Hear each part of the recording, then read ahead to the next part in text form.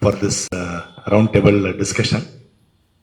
Actually, for today's program, we had declared that Professor A. Murugappa, the former Vice Chancellor of Hampi Kannada University, he will preside over the program. He is coming, he is on the way, he is held up in traffic. And he suggested that you please start the meeting, don't wait for me. So with this permission, with the permission of our Dr. Chandrasekhar Shetty sir, you know, he is also former Vice Chancellor. And he is the President of the Forum of Former Vice Chancellors. So we will start the meeting, so the discussion. So friends, just to make few points, before that, maybe I'll introduce all of you. So, you know Dr. S. Chandrasekhar Shetty, so former Vice Chancellor of Rajiv Gandhi University of Health Sciences and the President of the Forum of former Vice Chancellors, Karnataka. So we are happy that he is with us. Then we have Professor L. Jawahar Nesan, who was the former Vice Chancellor of JSS Technological University, Mysuru. We have Professor Tarun Kanti Naskar from Jadavpur University. So he is the General Secretary of All India Safe Education Committee. Then we have Dr. A.R. Vasavi Madam. He is a very well-known educationist. Earlier she worked for NIAS. Then we have Mr. Vinay Kambipura from, he is the principal of St. Joseph, Vice Principal of St. Joseph Commerce College. Then we have Professor Manu Chakravarti as an English professor. Then we have Dr. Manjunath Krishnapur, is a mathematician from Indian Institute of Science. So I welcome you, sir. Probably you know Dr. Manjunath Krishnapur and some more mathematicians. They took the initiative on this curriculum. They initiated a petition also. He is one among them. They are happy to have him. Welcome, sir. Then we have Dr. Paul Newman, the principal of St. Joseph Evening College. He is with us. He is a historian also. Then we have Dr. Shantani Banerjee, Post-Graduation Coordinator, Department of Commerce, St. Joseph University. She is with us. Then Dr. Keshav Murthy, HOD Economics and Associate Dean of St. Joseph University. Then Dr. Neil, you can introduce yourself. Good morning, everybody. I am Praveen Tallapelli. I am representing the Department of Political Science, St. Joseph's University, and also representing the HOD, Dr. Neil Tannan. Good morning, everyone. My name is Mr. Bharat. I am from the Department of Economics from St. Joseph's University.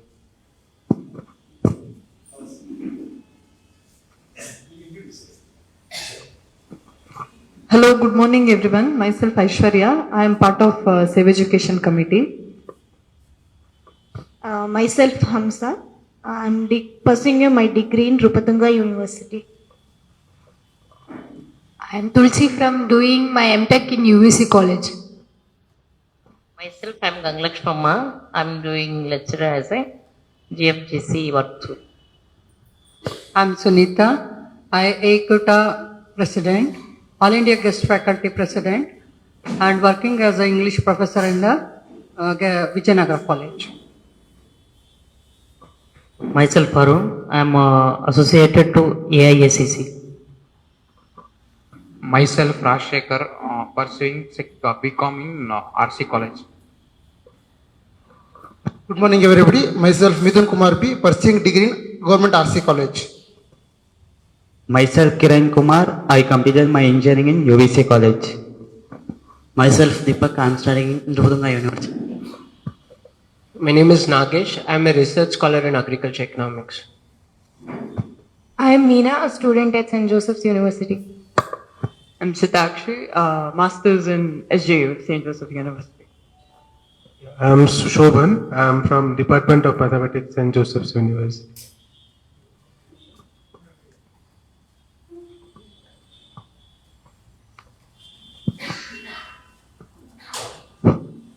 So, friends, today's topic you all know. So I will not enter into the details because many experts here, the subject experts, and who are directly teaching here, you are there, and some students who are studying there also there. We like to hear from all of you. Just only one point I like to mention here. So you all know the recently the University Grants Commission. They have released this curriculum for several subjects, and many academicians, scientists, professors, they are all very much concerned about this curriculum. One is the quality of the curriculum, how it is being drafted. So, if this curriculum is implemented, what is worrying all of us is what will be the future of our higher education in entire country. This is a worrying thing. And another aspect to it is in this curriculum, in the name of Indian knowledge system, what they are trying to do is many of these age-old practices what were there. For example, this Panchanga, Jyotishya, and all these things have been included in the mathematics. The question is how it is concerned in mathematics. Our view is, you all know, I mean, what we feel, what I feel personally, what I feel is in ancient India, definitely there are a lot of achievements. Many great people came in the science, in the mathematics, astronomy. Very remarkable achievements were there. There is no doubt about it. Whether it is Aryabhatta, Bhaskara, Mahavira, many such mathematicians came, astronomers came. But now in this Indian knowledge system, what they are trying to tell is about everything is Vedic mathematics. And you all know very well the very great scholar on mathematics, Dr. S. Balachandra Rao. He was very closely associated with us. Unfortunately, today is no more. But he has written a critique on that Vedic mathematics itself. Very conclusively, he proved there is nothing Vedic in it. So these are all questions before us. So friends, what we have to discuss today is what we are thinking is we want, because you are the subject experts, you know very well what is needed. So you should please throw light on all these things. What we are thinking is all the suggestions and feedbacks what you give, we want to note it down, and we want to place our representation both to the UGC, to the central government, and to the state government also. Because you know, objections have been invited, so we have to place it before them. What the education is what we feel. So with this purpose, we have called this roundtable discussion. Once again, thanking all of you for our request. You all responded, you all came here. We are very happy about it. Thanking all of you. So now we will start the discussion.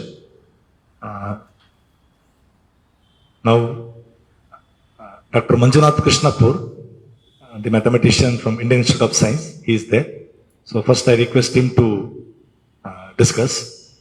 So, sir, now just in the house I am asking, how shall we about the time, how shall we think of it? Yeah. Good morning, Dr. Shetty.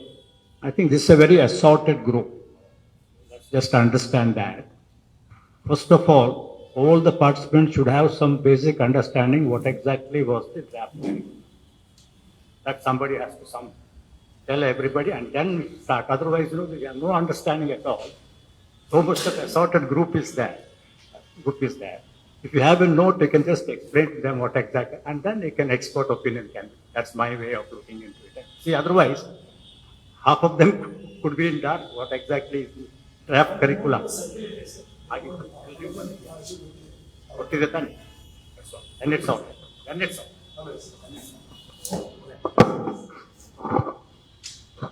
Probably this note what we have circulated, I think all of you have got, no? That's what sir is asking. Probably you've gone through it. Yeah.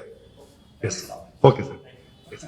So then, regarding this, for every speaker, the timings, how shall we decide? Anybody, you can suggest how much time?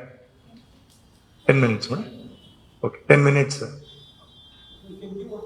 One more round also, yeah. Okay, sir. Yeah, fine. Initially 5 minutes, then. Okay. Initially 5 minutes, then we can go around about. Yeah.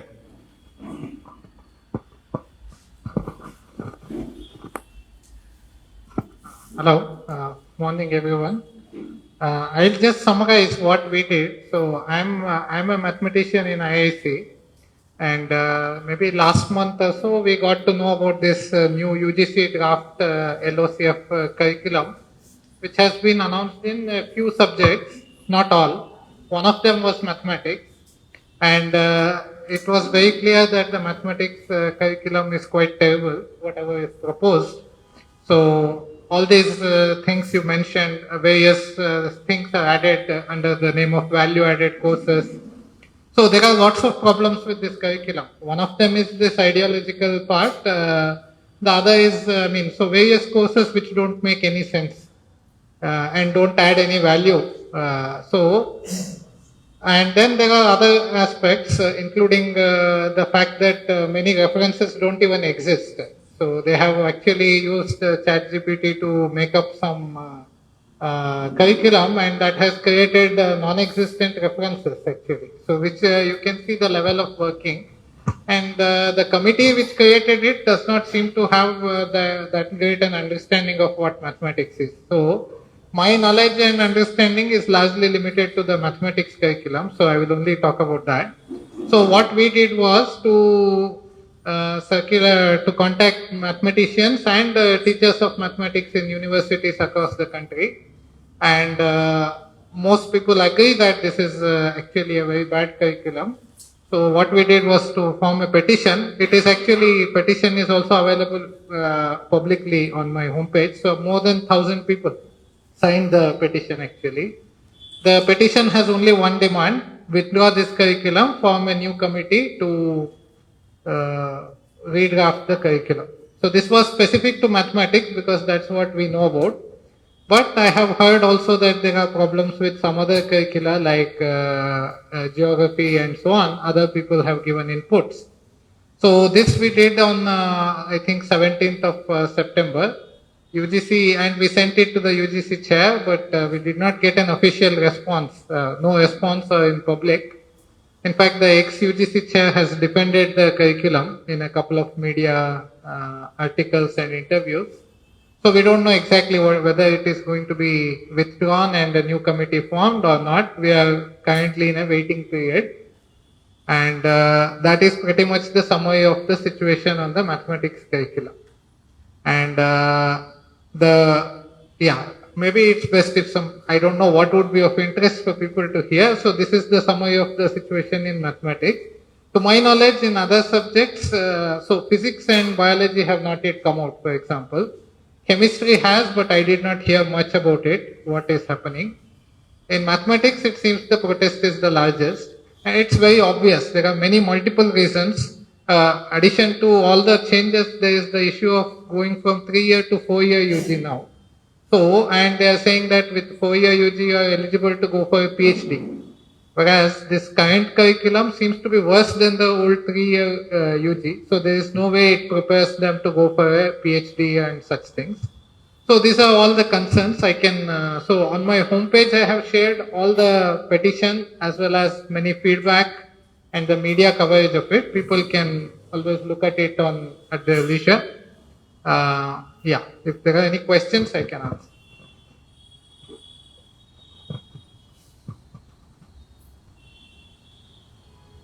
Is there any spiritual approach towards science?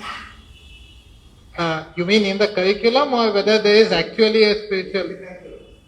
In the curriculum, there are courses which are there are different types of, there are these things called value added courses, where value added courses according to even the NEP is supposed to prepare students for industry and everything, whereas all of them are of the kind of some poorly conceived courses in history. The best ones of them are just poorly conceived courses in history. There is a course about Aryabhatta, about Bhaskara, which is not the way one can learn mathematics anyway. But in addition, there are a couple of regressive courses of the kind you are asking. There is one which says philosophy of Indian mathematics, but that is not a philosophy of mathematics, but of Indian philosophy, not of mathematics. So if you want, that is not, I don't see the relationship between that and mathematics. And there is a course called Kala Ganana. Kala Ganana is measuring time. And that is a course which, it refers to measuring time is an important concept, how you measure time. But much of it, there are things which was referred to about studying the Panchanga and other stuff like that, which and calculating auspicious and inauspicious muhurtas. I would not call it spiritual, but I don't know if this is the answer to your question. There are a few things like that, but even if you remove them, there are many other objectionable and unreasonable and courses of no value.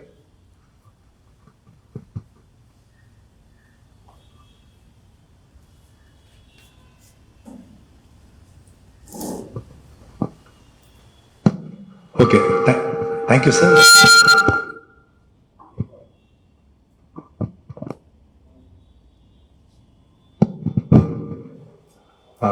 Thank you, Dr. Manjunath, sir. So, many important points he has placed here. So, friends, now I'll call the next speaker. Then, after all our subject experts speak over it, then we'll have interaction. Is that okay? That's what the session has come. Okay. Later, yeah. So, now I request Dr. A.R. Vasavi Madam. She is a social.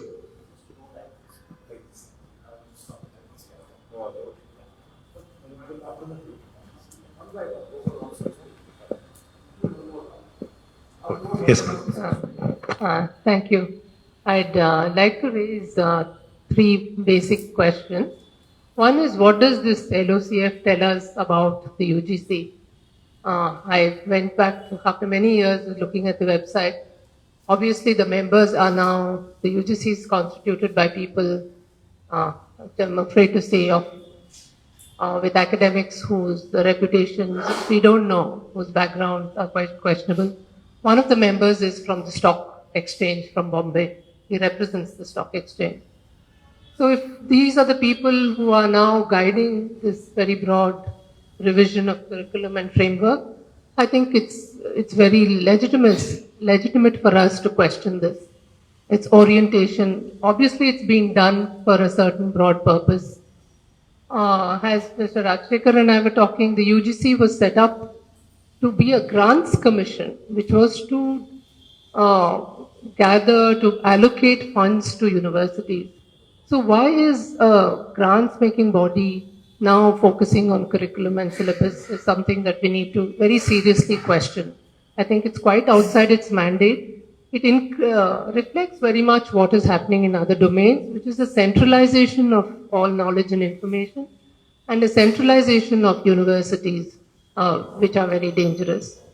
So that's the first one. Second, I reviewed, Mr. Rajshekar requested me to look at the anthropology syllabus. It's very mixed. It has taken a syllabus from one of the universities. I think it is primarily from the Delhi University syllabus. It's outdated in terms of content, but most of the key topics are retained.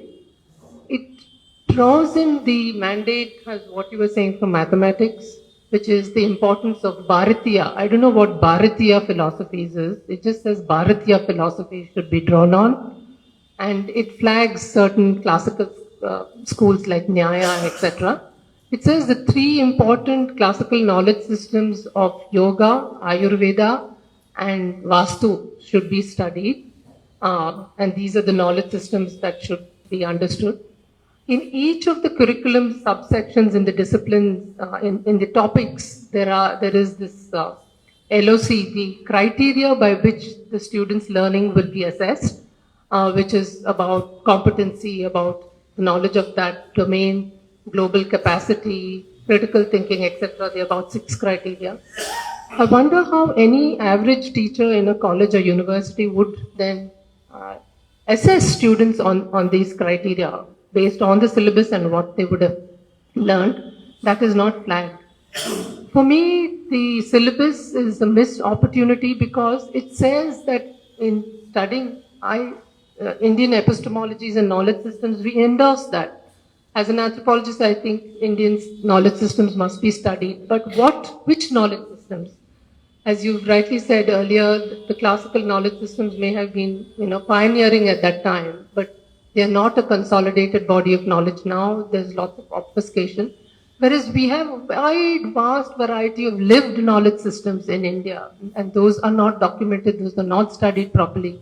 Just to give you an example, agriculture and ecology are most sophisticated bodies of knowledge that we have. Those are not studied. In fact, the relegation of all local agriculture and the promotion, this very powerful dispensation is promoting high technology of agriculture, including GMOs, including all kinds of technologies, externalizing agriculture, and the kind of devastation we have witnessed to is the result of all this.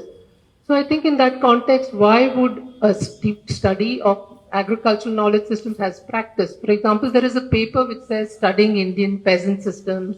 That is one of the paper, and those knowledge systems would be studied, but no details. The second one, I think, which is very significant is, as anthropology, it recognizes the physical sciences, physical anthropology also is important, but it overlooks the fact there is no mention of the importance of the evolution of the Indian population. The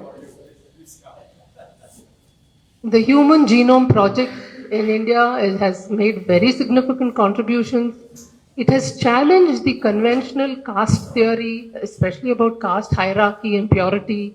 The Genome Project shows how regional genomic bases show homogeneity rather than heterogeneity between castes. So therefore, high caste and low caste would have more shared blood rather than differences, which is very important. At the same time, the overarching perspective of anthropology as a discipline that studies heterogeneity, plurality, and cultural diversity, which really should be upheld and studied more closely, that is not emphasized.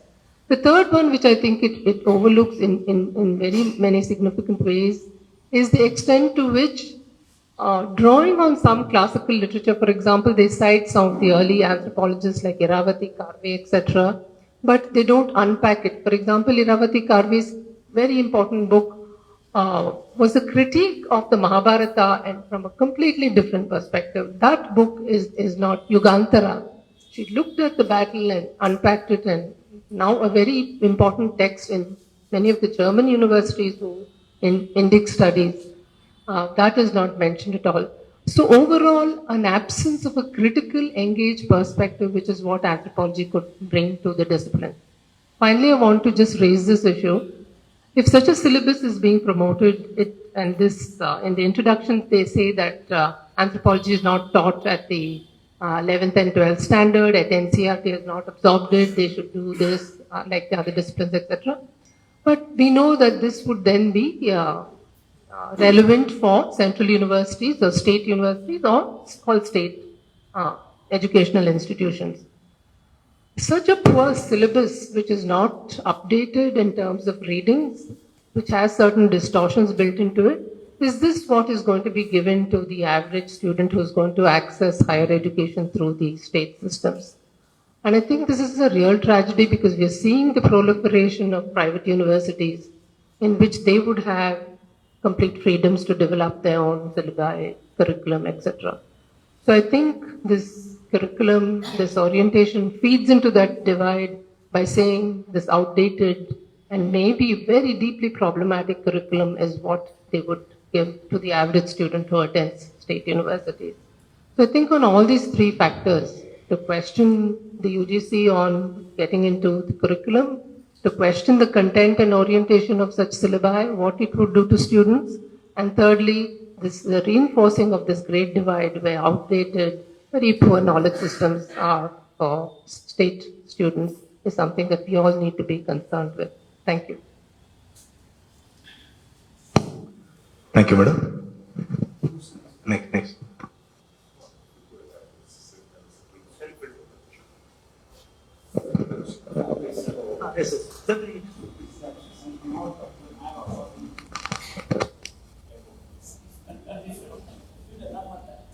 Okay. Let me. Just, sorry, Professor A. Murugappa, former Vice Chancellor of Hampi Kannada University. So, he is presiding today's meeting. He has come now. So, I welcome him on behalf of all of you. Thank you very much, and I am very much sorry I'm not bit late. Sufficiently late. Anyway, the deliberation is going on, and thank you. We'll continue.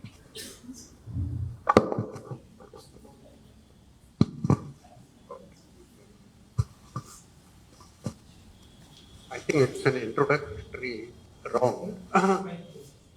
Yeah. My name is Dr. Tangaswamy. I retired from BARC, Mumbai, and also, sir,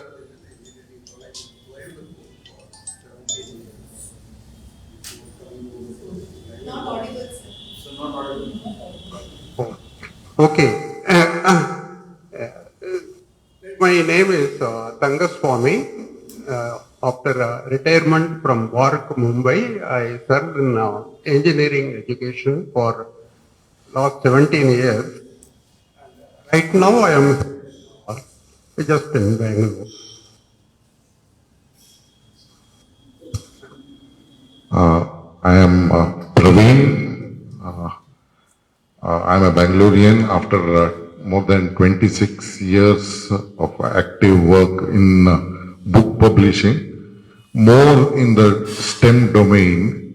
I am now taking a break to read. Happy to be associated with SCC. Thank you.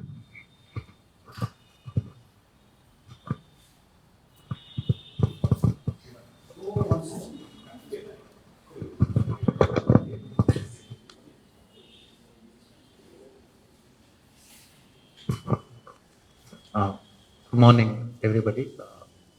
I'm representing Dr. Neil Tannan, the HOD of Department of Political Science. Yes. So,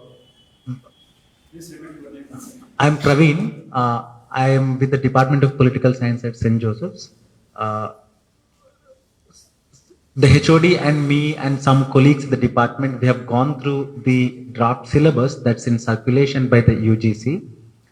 And most of the papers seem to have come to a conclusion of defeating the already existing political theory, political philosophy, political thought, and approaches to study ancient thinkers, medieval thinkers, and modern thinkers. In the syllabus, they have used some words like Bharatiya, which is definitely okay to use. There's nothing wrong in using some words, but there is no reference, there is no accurate reference, and some of the thinkers that they added are not real lifetime characters. Some of them are mythical characters.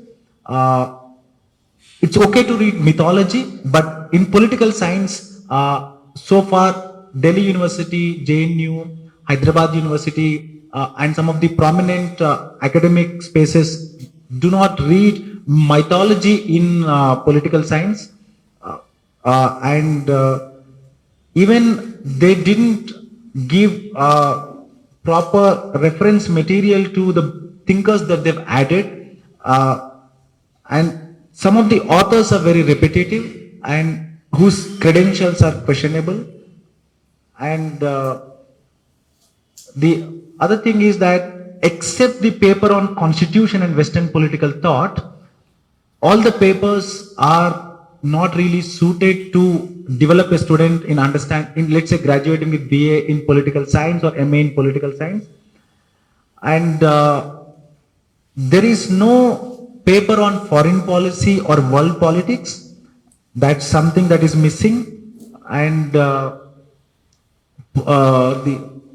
with regard to state politics, they completely neglected how states, for example, Rajendra Chennai has a book on state matters and how is understanding the formation of Karnataka state, or Prof. Janaki Nair has. So such works are ignored, and within modern Indian political thought, the section number 3, they mentioned nationalist, and within the nationalist, they've added V.D. Savarkar and Deen Dayal Upadhyay. So they do not belong to the nationalist school of thought. They belong to the Hindu school, the Hindu national movement. So, but they've attributed Tilak to the national movement. Tilak definitely belongs to national movement. He equally belongs to the Hindu national movement.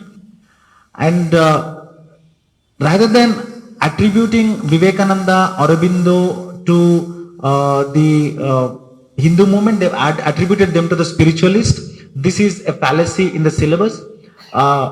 Narayan Guru, they've attributed him to the spiritualist tradition, but he technically falls within the reform tradition. So this is another fallacy. And in foreign policy, they didn't really start from, let's say, the Nehruvian era to the current era. They directly are doing a play in foreign policy. That's another fallacy. In contemporary political theory, they have added Deen Dayal Upadhyay's integral humanism. This should be part of the Indian political thought, not in the contemporary political theory.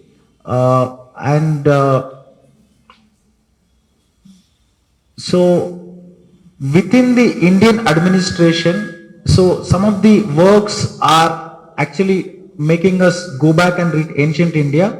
So that should be part of the ancient thought here. And all in all, the syllabus is not helpful to any student who wish to read political science. For example, Nirachando meant why study political science, and where she highlights that one has to understand state, government, political parties, political movements. This syllabus doesn't really. So this syllabus is better to speak without sound. So this syllabus all in all doesn't help the student how to understand. Let's say why Plato is even writing, why Plato is writing Republic, or why Aristotle is writing politics. So that is actually defeated in this syllabus. So I think all the political scientists, political theories, political philosophers, if they can, write commentaries on it and explain to the large student community the dangers that this syllabus is going to pose to the very nature of thinking political. So this syllabus is actually proposing a nature of political. The nature of political, the syllabus is proposing is of the current day ruling regime. So that is something we have to be very wary of. Thank you.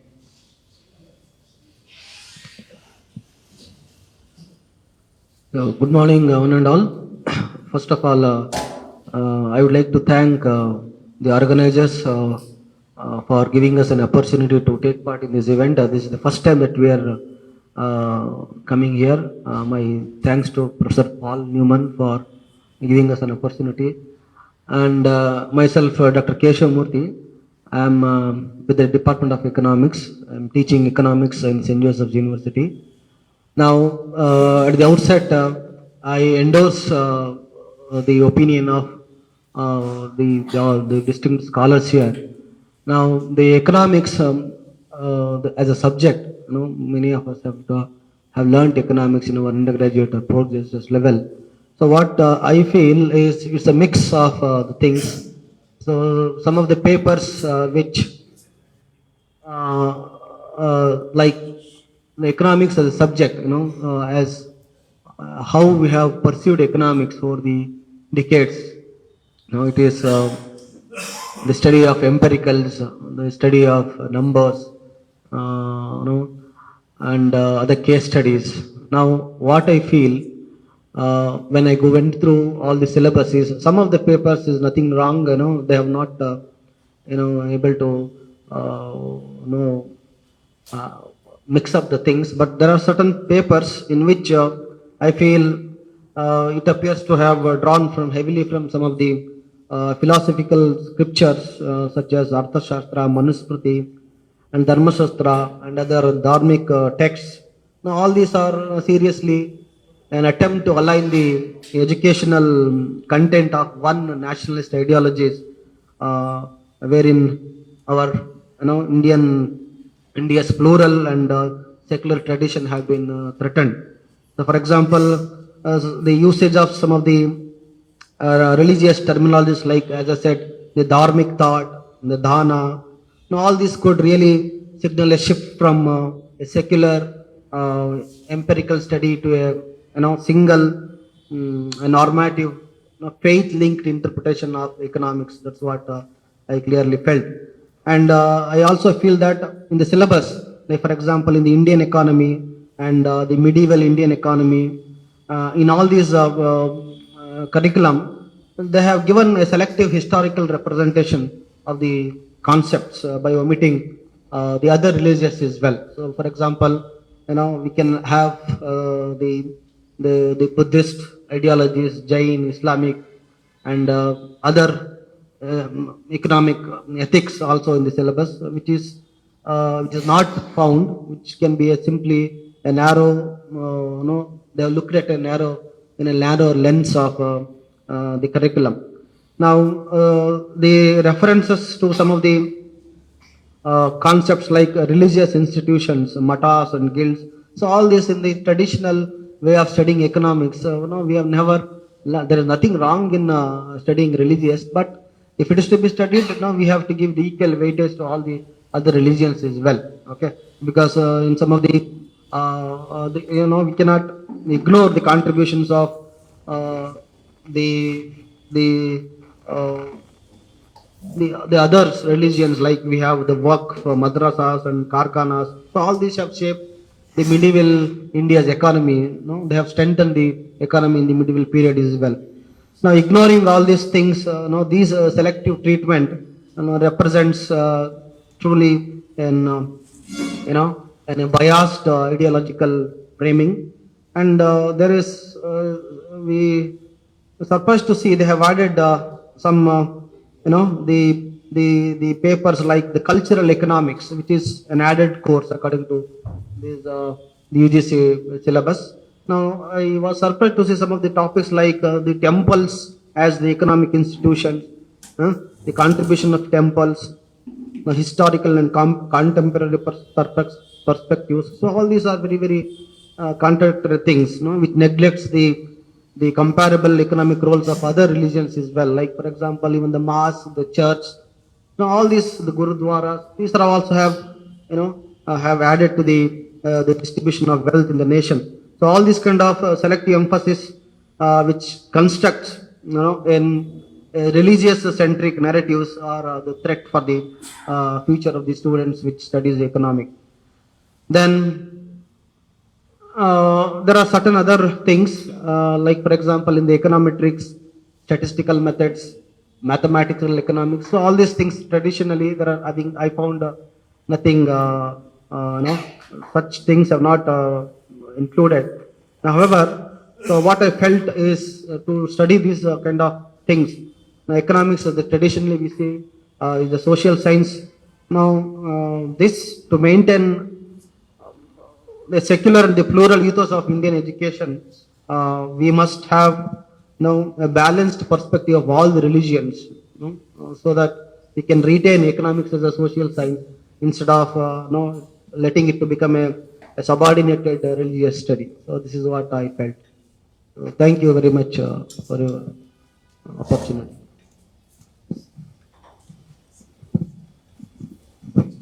Thank you, sir. Before the next speaker speaks, I just want to introduce 2-3 of our guests. Yes.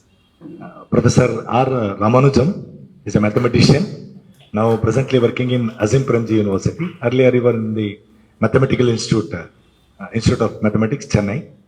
Then we have Professor Sanaullah, so he's a chemistry professor.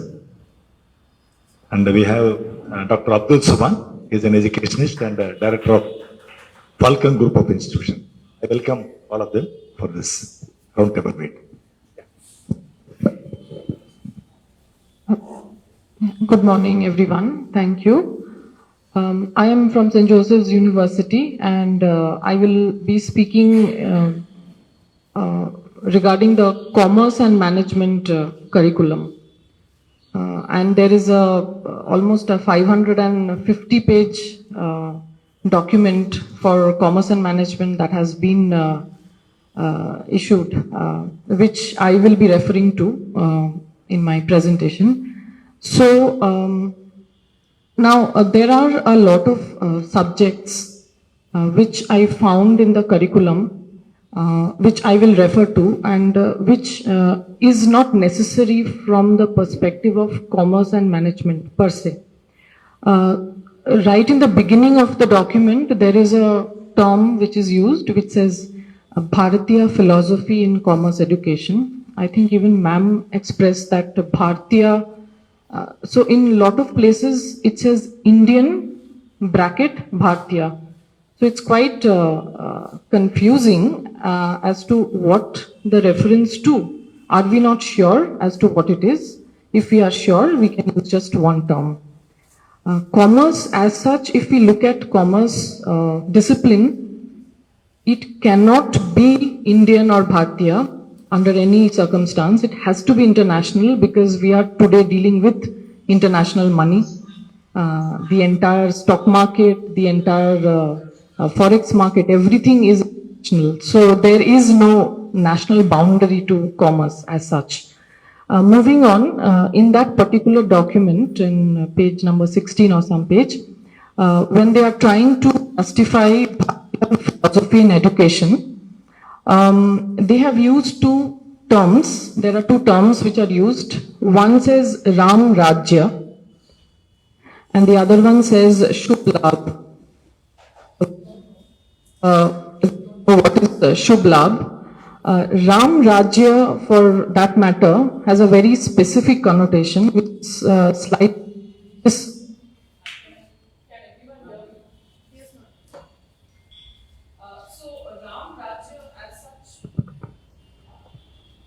Check. Yeah. So Ram Rajya as such originates from Hindu mythology. All of us know that, and Lord Rama and Ramayana and things like that. If we have to do that, then it is not commerce. It is something else. It's religious studies. We are here talking about money, so it has clearly nothing to do with a particular god.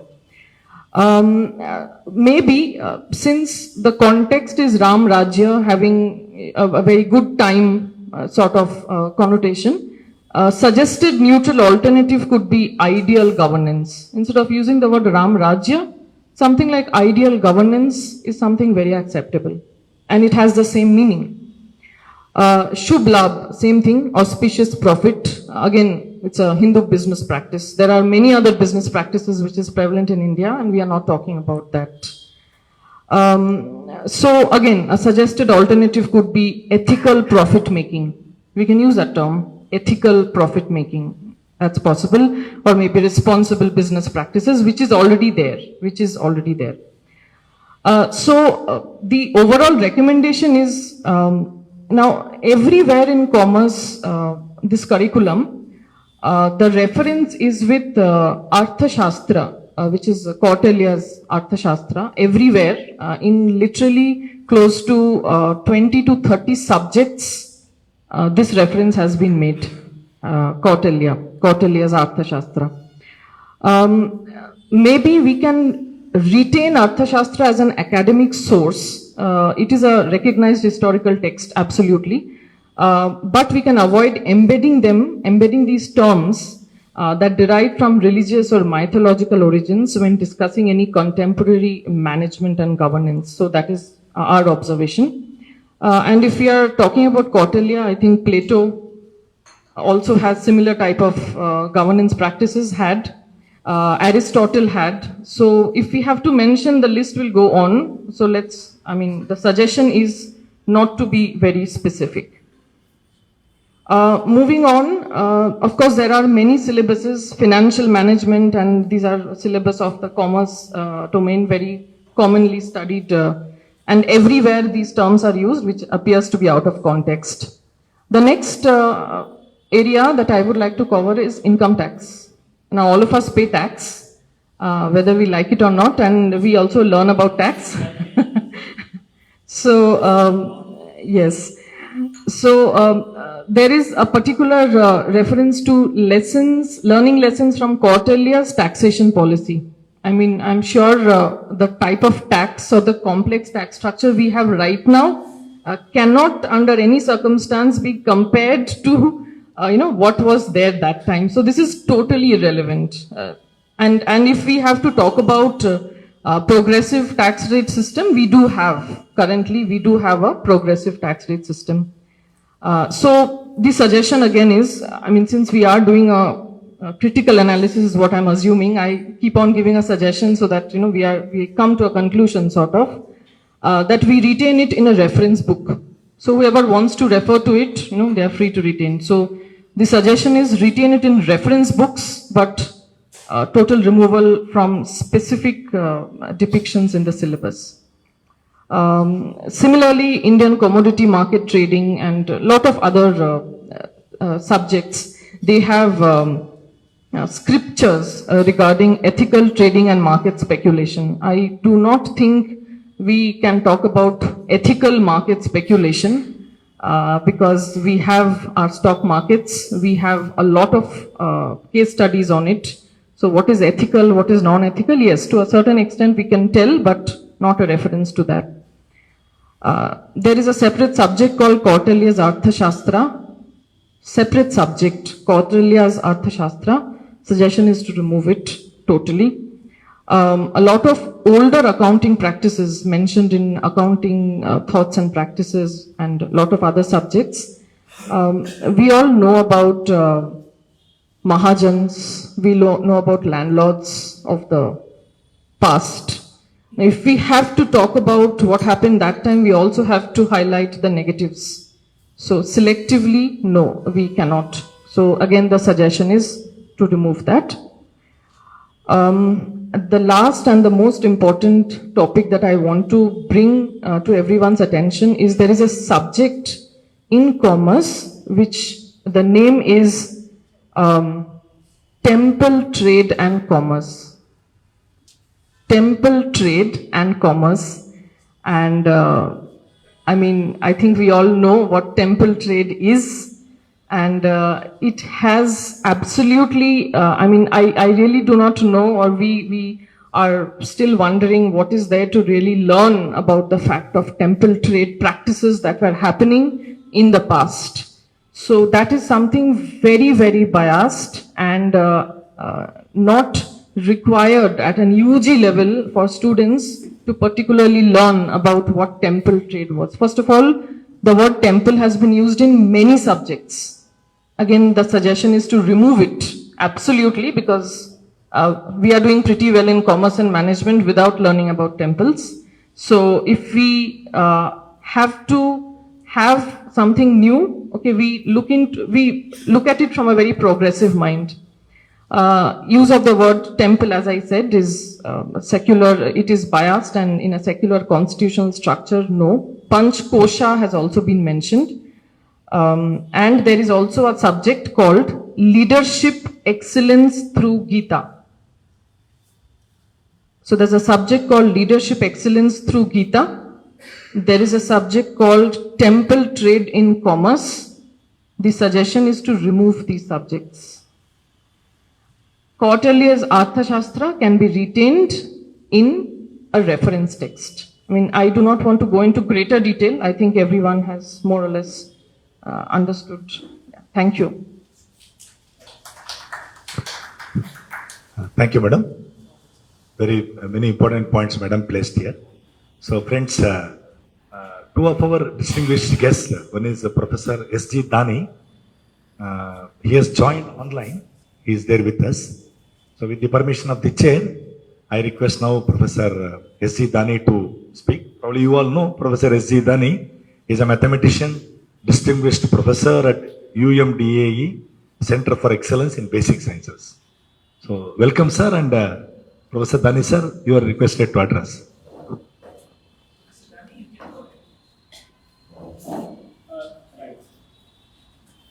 Good afternoon, everyone.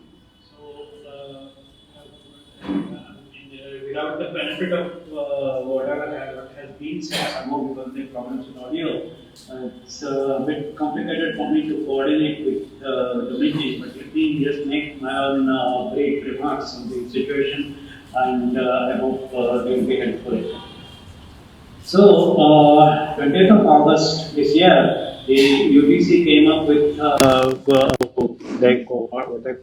called model curricula for four-year undergraduate programs. Unfortunately, the what has been put out is, at least in the case of mathematics, is far from model. It's completely flawed in various ways. Now, the various lacunae have already been pointed out in the media, and I'm sure that there are experts there in the meeting who would have talked about it. Main thing that one has pointed out is that the core curriculum, I mean the mathematics undergraduate program is meant to prepare our undergraduates at a certain mathematical, of the mathematical techniques and mathematical understanding at a certain level that has, there is a certain common level across countries. And it's important that our young people are equipped with that. And the program unfortunately falls very short of that. The core courses like in algebra and real analysis have been, first of all, in some way the time allotted to them is heavily cut down, and on the other hand, say the program itself is not accommodated to that, so they'll be rushing through various things and without enough time for either absorption or practice of and thinking about it. It is very unfortunate. Similarly, various applied courses have been neglected, and whatever is being offered is not very well thought out. Not going to the details, as there are. I see that there are other extracts there on about the details of mathematics, syllabi, etc. Now, the one main thread that one finds is the sort of excessive emphasis on the Indian knowledge system, imparting Indian knowledge system. Now, of course, I am one who feels that in fact there is exposure to our ancient past and in various sciences and mathematics is certainly needed. I mean, when I have been giving talks on ancient mathematics, and when I beforehand I usually try to explore how much the young people know, and it's what I find is very appalling. I mean, even very simple things, standard things that I would have thought everybody would know, they don't. So I mean, it's a good idea definitely that there should be exposure to our past. But there are two things. A lot of our knowledge, especially as it comes from the early centuries and until our century, much of it fits actually at school and at school level. Many of these things are being accommodated, and that is a plausible program. On the other hand, there are a few things like the Chakravala method, etc., that do fit in at the undergraduate level. I mean, maybe Kuttaka also to an extent, maybe cannot be quite appreciated at the young level, but on the whole, there is a few things, and it is fairly easy to accommodate it without having to take up so much of time as this so-called model program has allotted. So, I mean, as a result, the core program being cut down is essentially the result of that, because you cannot have our students attend lectures all the time, and naturally they have to. And since I have a feeling that the committee itself really did not have good understanding of what from the what elements or what knowledge from the ancient past needs to be highlighted, etc. And they have sort of gone about randomly about us assigning courses for each little thing. I mean, something that can be covered in about say 5 to 10 hours is assigned the whole course, and this is sort of squandering the available time and not doing justice in that level either. So secondly, the committee doesn't seem to realize the difference between history, understanding history, and understanding the mathematical elements of the ancient findings, etc. So that the tendency is usually sort of to go on and on about the detail about how they did and how they did this, they did that, etc. And think of that as a mathematics course, which is a wrong idea. It should assign a certain amount of time for history and expose the important elements of that, and this should be separated from mathematics. I mean, even for there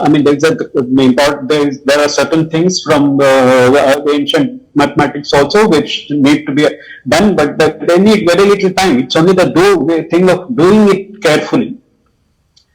Now,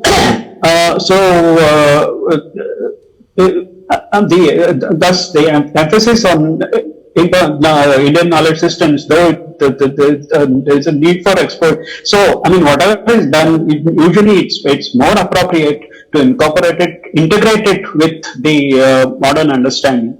See, actually, our ancestors were quite open to ideas, and there is a well-known rocha from the Rigveda saying, "Ano Badra Krutavo Yanto Vishwata." Let noble thoughts come to us from all around.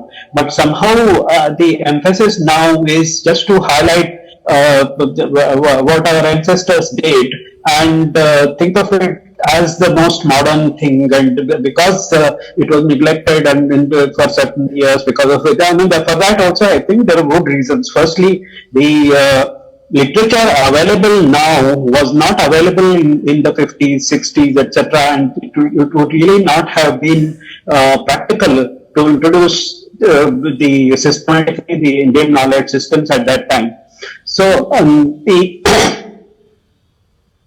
that being so, now there is a certain mature phase in which we have enough literature, enough understanding of what mathematics can be conveyed to the next generation from the ancient past, etc. And that needs to be done usefully, and by people who really understand what is needed to be done, which unfortunately has not happened. So another point I'd like to make is that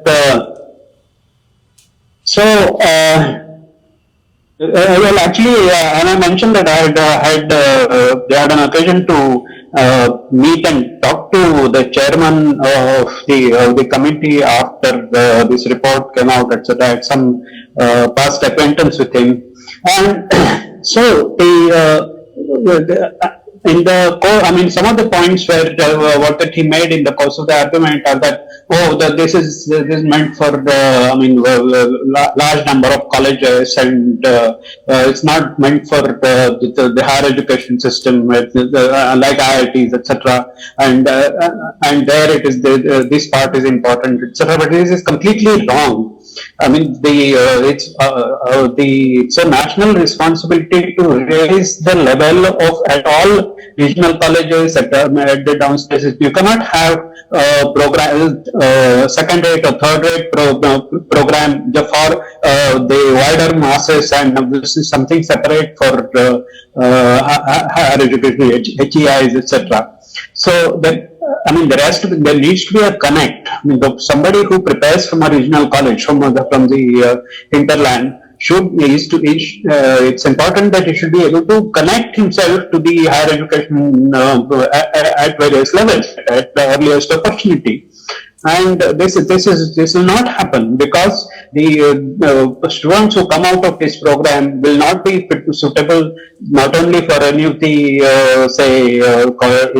universities in the US or Europe, but even for our own higher education system, they'll be totally unsuitable to be able to absorb anything further, and there'll be there's a great chance that they'll just be failures.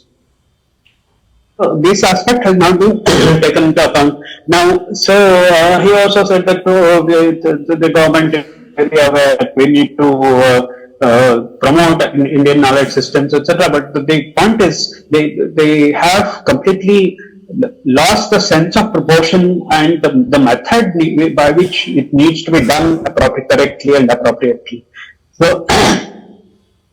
And again, for instance, there was also an article in defense of the program after it came out by this ex-UGCs chairman Jagdesh Kumar and so on. But he seems to say that after all, this is only meant to be a guideline, and the universities can accommodate whatever extra program, etc. But that is a false argument. For one thing, they have taken up whatever available time in the normal course of time. A student can take up only a certain amount of time, and the program actually takes up most of the time. If it is to be implemented, there is no scope for training more. Secondly, if people have to take up their own additional programs and so on, then where is the model? The model needs to be more comprehensive. The model needs to understand the overall needs of the society and what needs to be done in that context. So that in that sense, it completely fails the objective. That's not that's not how it should be. They also say many people have appreciated this, but all the people I see around, both at universities and higher education, around the colleagues that come from most of the advanced institutions, who have an understanding of what mathematics education needs to be. As I said, there needs to be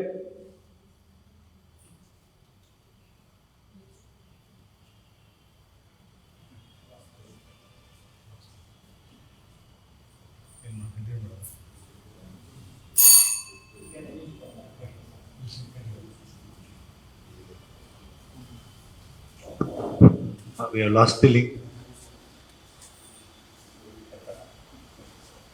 We'll continue. Now I request Professor Paul Newman to speak. Good afternoon, everyone. There's no LOCF curriculum that has been proposed in history so far. That's my area of domain. So I had told Mr. Rajshekar that I would be speaking generally on what the UGC is doing right now. As Vasavi Madam rightly pointed out, the very founding of UGC was to act as a funding agency, which they have completely stopped from the year 2018 onwards. Now UGC is going to be a part of, in future, it is going to be a part of the HECI, Higher Education Council of India, directly coming under the Ministry of Education. So if you see how things are getting centralized, we used to have, just in this next building, we used to have the southwestern region of UGC, wherein any problem related to Karnataka and Kerala, with related to funding or any matter pertaining to UGC, we could directly approach this office. But then, since the last couple of years, this office has been closed, and all the operations are undertaken only from New Delhi. So if you look at this year, in the month of January, UGC came out with a policy on the appointment of Vice Chancellors. So when we speak of the appointment of Vice Chancellors, they very clearly stated that no more they look up to academics becoming Vice Chancellors. Anybody from the industry, even if it is an illiterate, maybe Dhirubhai Ambani or Adani, anybody with certain industrial experience can become a Vice Chancellor. So this was to just push higher education towards total corporatization. So along with corporatization, the other agenda is saffronization. Because when we speak of this question of saffronization, we have seen that they always prescribe only one particular language, promotion of Sanskrit. There are other ancient languages which are older than Sanskrit, for example, Tamil.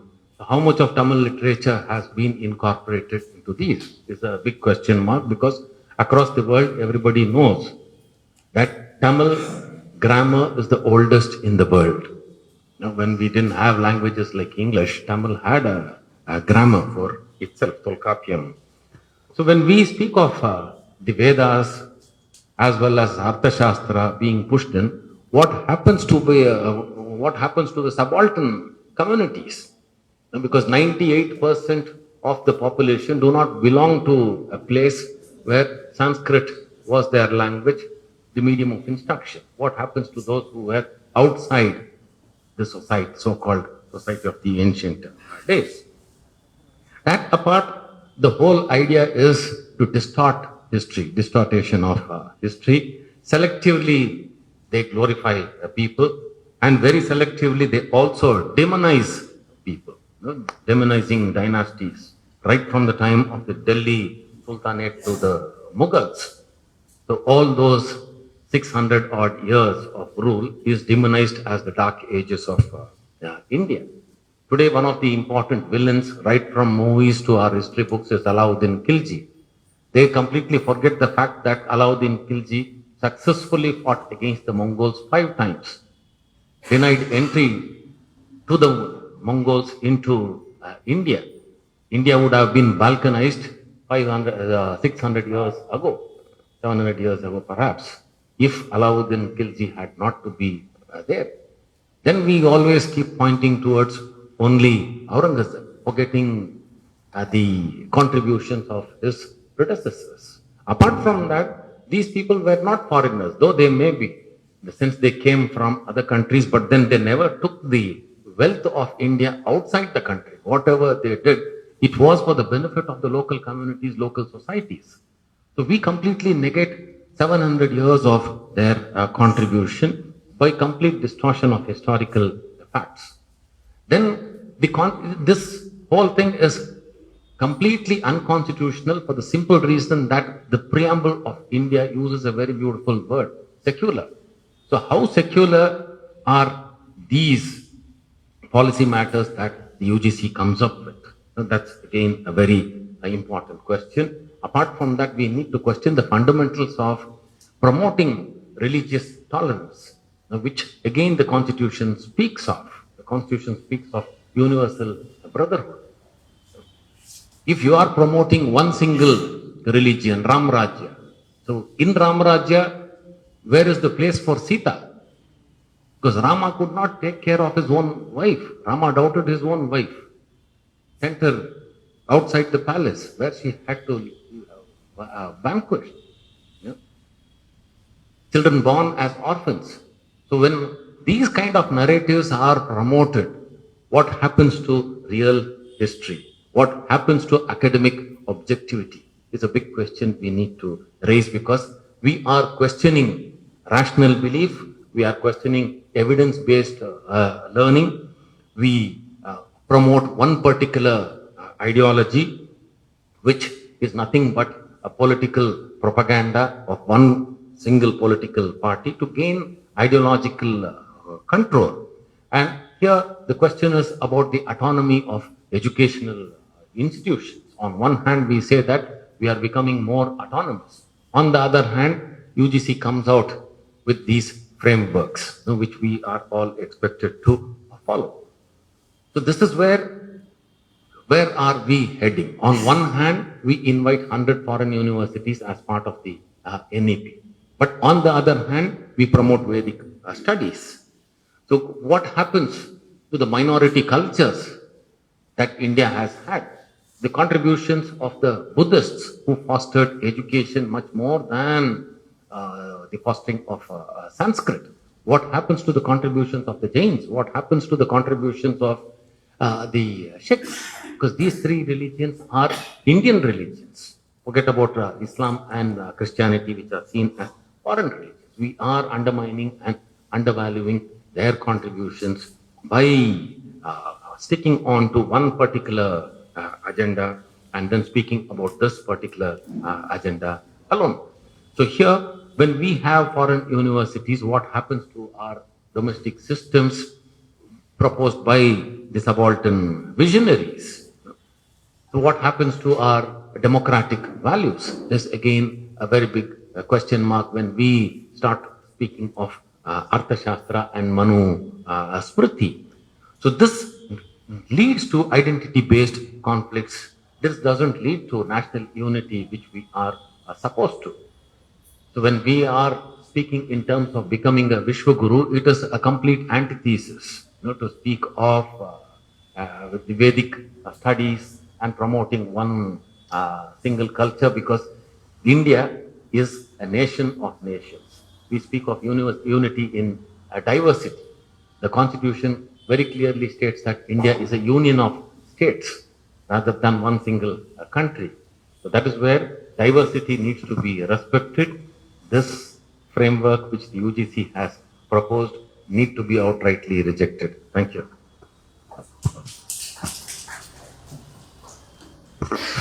Thank you, sir. Now, I request Dr. Abdul Saban. A very good morning to everybody. First of all, I think we had a lot of criticism, lot of events, lot of meetings against NEP. But what I see in the name of learning outcome based curriculum framework, it is much dangerous than that. And it requires a approach because it is challenging the very basic work which has happened in the Renaissance time, that logos versus mythos. We are again going back to mythos, where we are going to use our old, I don't want to offend anybody, because anybody can get offended by just making the name of religion, God, because anything is becoming the reason for just negating the rationals, negating the science, negating everything. Just if you just take the name of the past, the Indian culture, but this is not what the objective should be. When we talk about Vishwaguru, it is not going to be by going back to 2000 years back. If we are talking about anything, we have to talk about something to move forward. With all this framework which we see, the objectives in the initial pages, you will see it is all very hanky-dory, it is very nice. But when you again get into the details, you only see that they want to paint the entire curriculum. They want to somehow bring this in the name of Indian knowledge system, nothing but bringing this somehow Vedic understanding. I don't know how true it is also, because in Arthashastra, Madam was telling, in commerce, the world has moved on.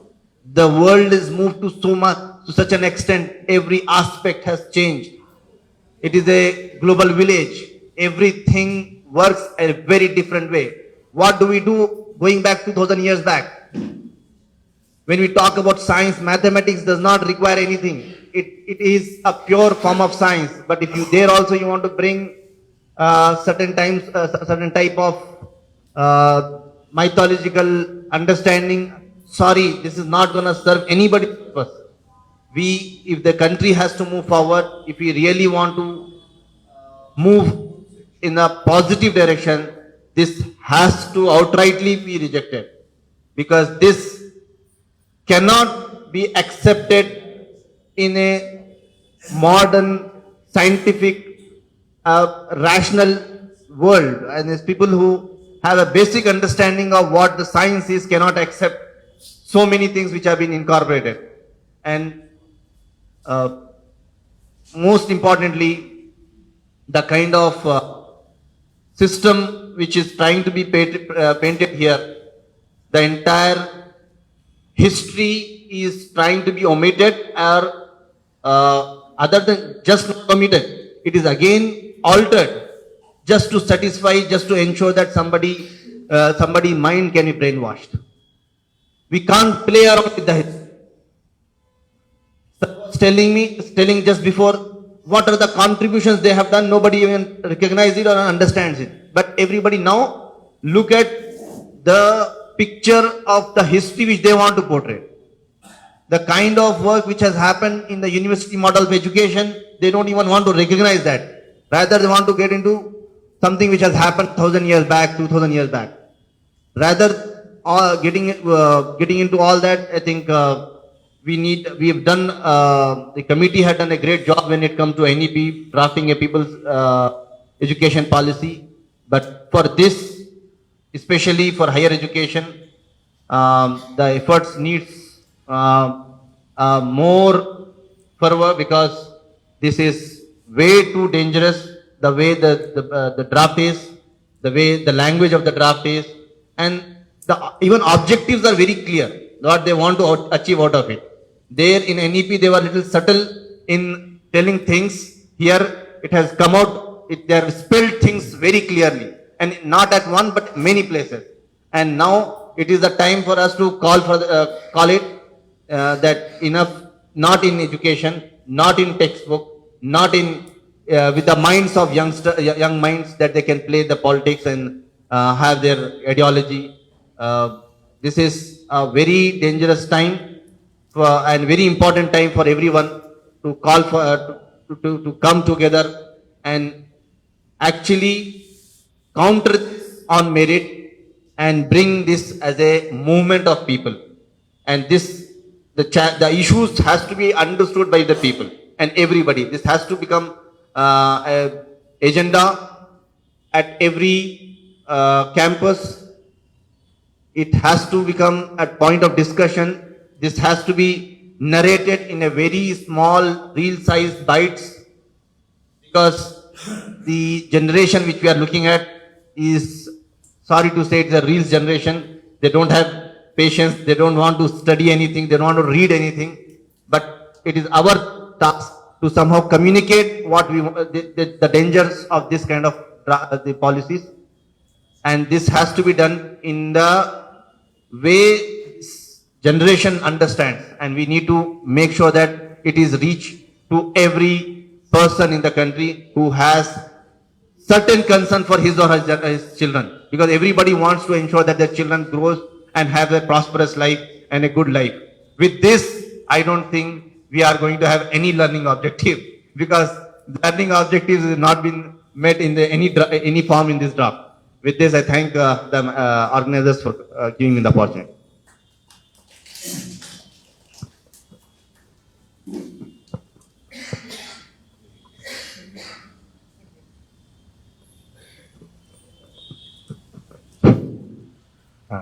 Dear friends,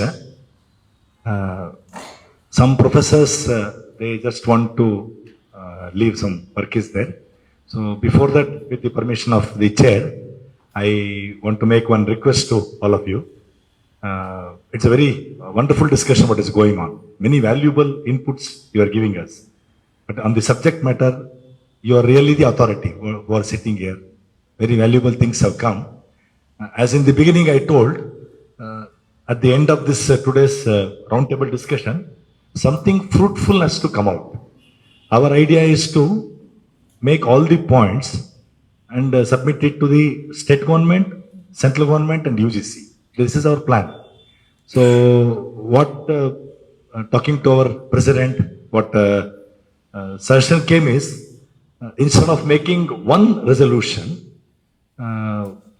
what we feel is the suggestion, please you all think over and tell us, whatever points you have told now, generally points and specifically every subject, which are the chapters which need to be removed or what are the problems. If you can kindly write and give to us, all these things will be compiled and again we will circulate to you. All of you will come here. Once you approve it, that can be submitted to the state and the central government.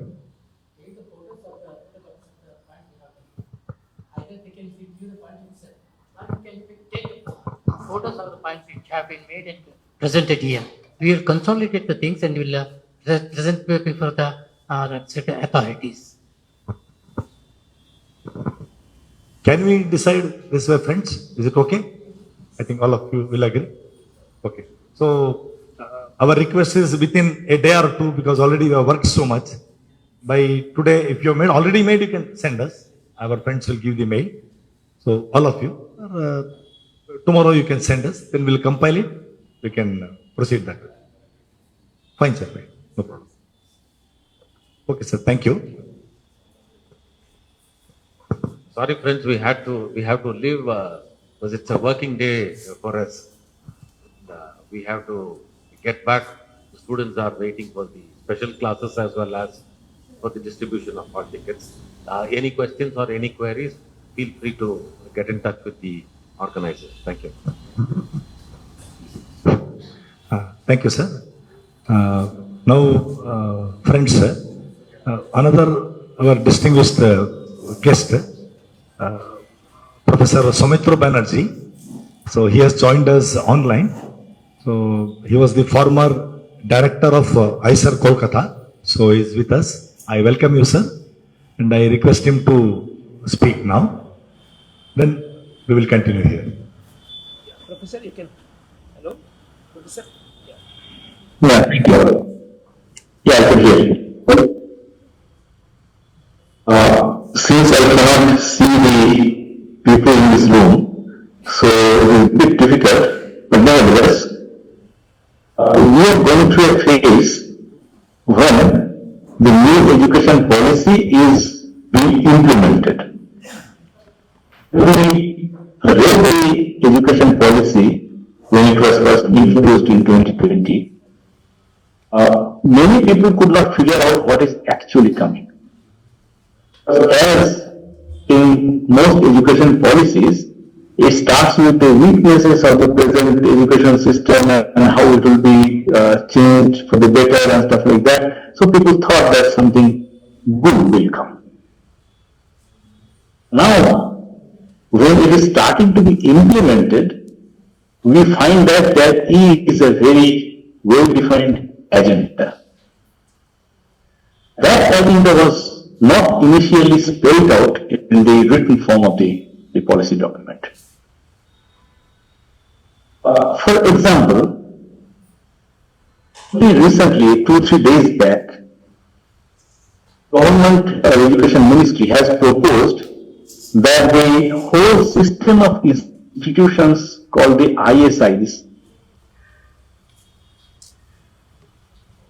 Indian Statistical Institute, in Delhi, in Bangalore, in Tezpur, in many other places. Whole ISI system were functioned in an autonomous manner. Autonomous means there is a ISI society. The entire administration was governed by that ISI society. So it had a democratic style of functioning. Who will be the different functionaries were democratically decided. There was a body comprising the representatives of the faculty and stuff like that. The government has now proposed that the society be abolished. The whole administration be taken up by the government, and a few government nominated representatives hand the whole administration. Only that, the land that was the land of the ownership was of the society, that will be taken up by the government. So all these are simply ways of curtailing the democratic functioning of a existing excellent institution. And this is not only happening in ISI, it is happening in practically everywhere. Whatever autonomy there was, that has been curtailed in a very brutal way. Then we found that the UGC has come out with a recommendation regarding what will be taught. Initially it was transition from 3 years to 4 years, but now what will be taught. When we look at what will be taught, for example, I have looked at what will be taught in the mathematics curriculum. It is appalling. For the entire thrust, it was introducing courses under the overall head of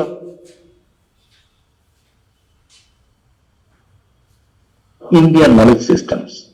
Now, if you have courses of that category comprising a major part of a curriculum, then obviously hard mathematics that a student has to learn in order to be productive as a mathematician is greatly compromised. To such an extent that by learning this, one cannot be a mathematician, doesn't have an inkling of what mathematics is all about. Just let us look at what kind of courses are being introduced. I just read out a few names, the titles of the courses that are being introduced. Development in Indian mathematics, geometry in Shula Sutras, sutra-based arithmetic, philosophy of Indian mathematics, Bhaskaracharya's Leelavati, sutra-based algebra, history of Indian mathematics, Kala Kanana, sequences and series, Bharatiya contribution, Bharatiya geometry and trigonometry, Bharatiya innovations worldwide accepted. All these are courses, full semester courses. If so many courses are offered, obviously the mathematics courses like algebra, like functional analysis, and all that, these will be highly compromised. And if you look at these names, you will find there is a great overlap between the content of each course. What is running through all this is something called Vedic mathematics. All the Vedic mathematics is not really Vedic, as has been shown quite elaborately by Professor S.G. Dani. At the time he was in TIFR. When Vedic mathematics was being introduced in schools and colleges, during I suppose it was 2001-2 that time, he did a great study and wrote about it, that Vedic mathematics is neither Vedic nor mathematics. In what sense? Vedic period is a particular period that started from around 1500 BC to around 600 BC. In that period, zero and place value system were not there. If you now open any Vedic mathematics book and find zero, that is definitely not belonging to the Vedic period. In fact, it is now known that these are only written in the last century, the 20th century, by somebody who was the Shankaracharya of Puri, and he just cooked up a few methods of quick calculation that are not general. For example, if you want to have the square of 36, there is a sutra by which you can do that.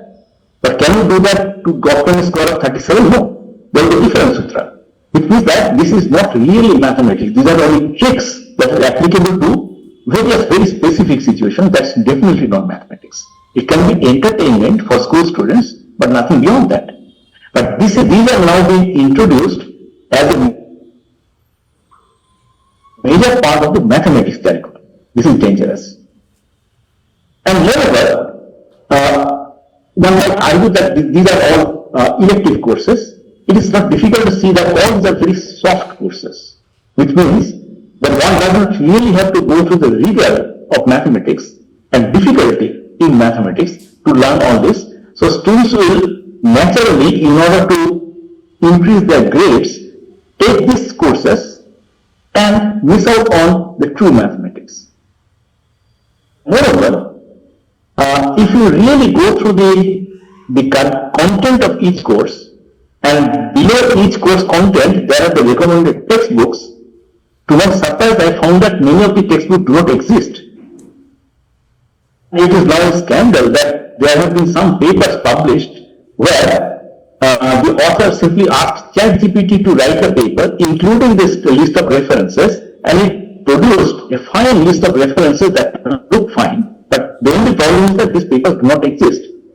And exactly the same thing has happened in the mathematics curriculum formulated by UGC. The books do not exist. Or in some cases, the books by authors that have been recommended, authors are also members of the drafting committee of this curriculum. They have recommended their own books to be used as textbooks.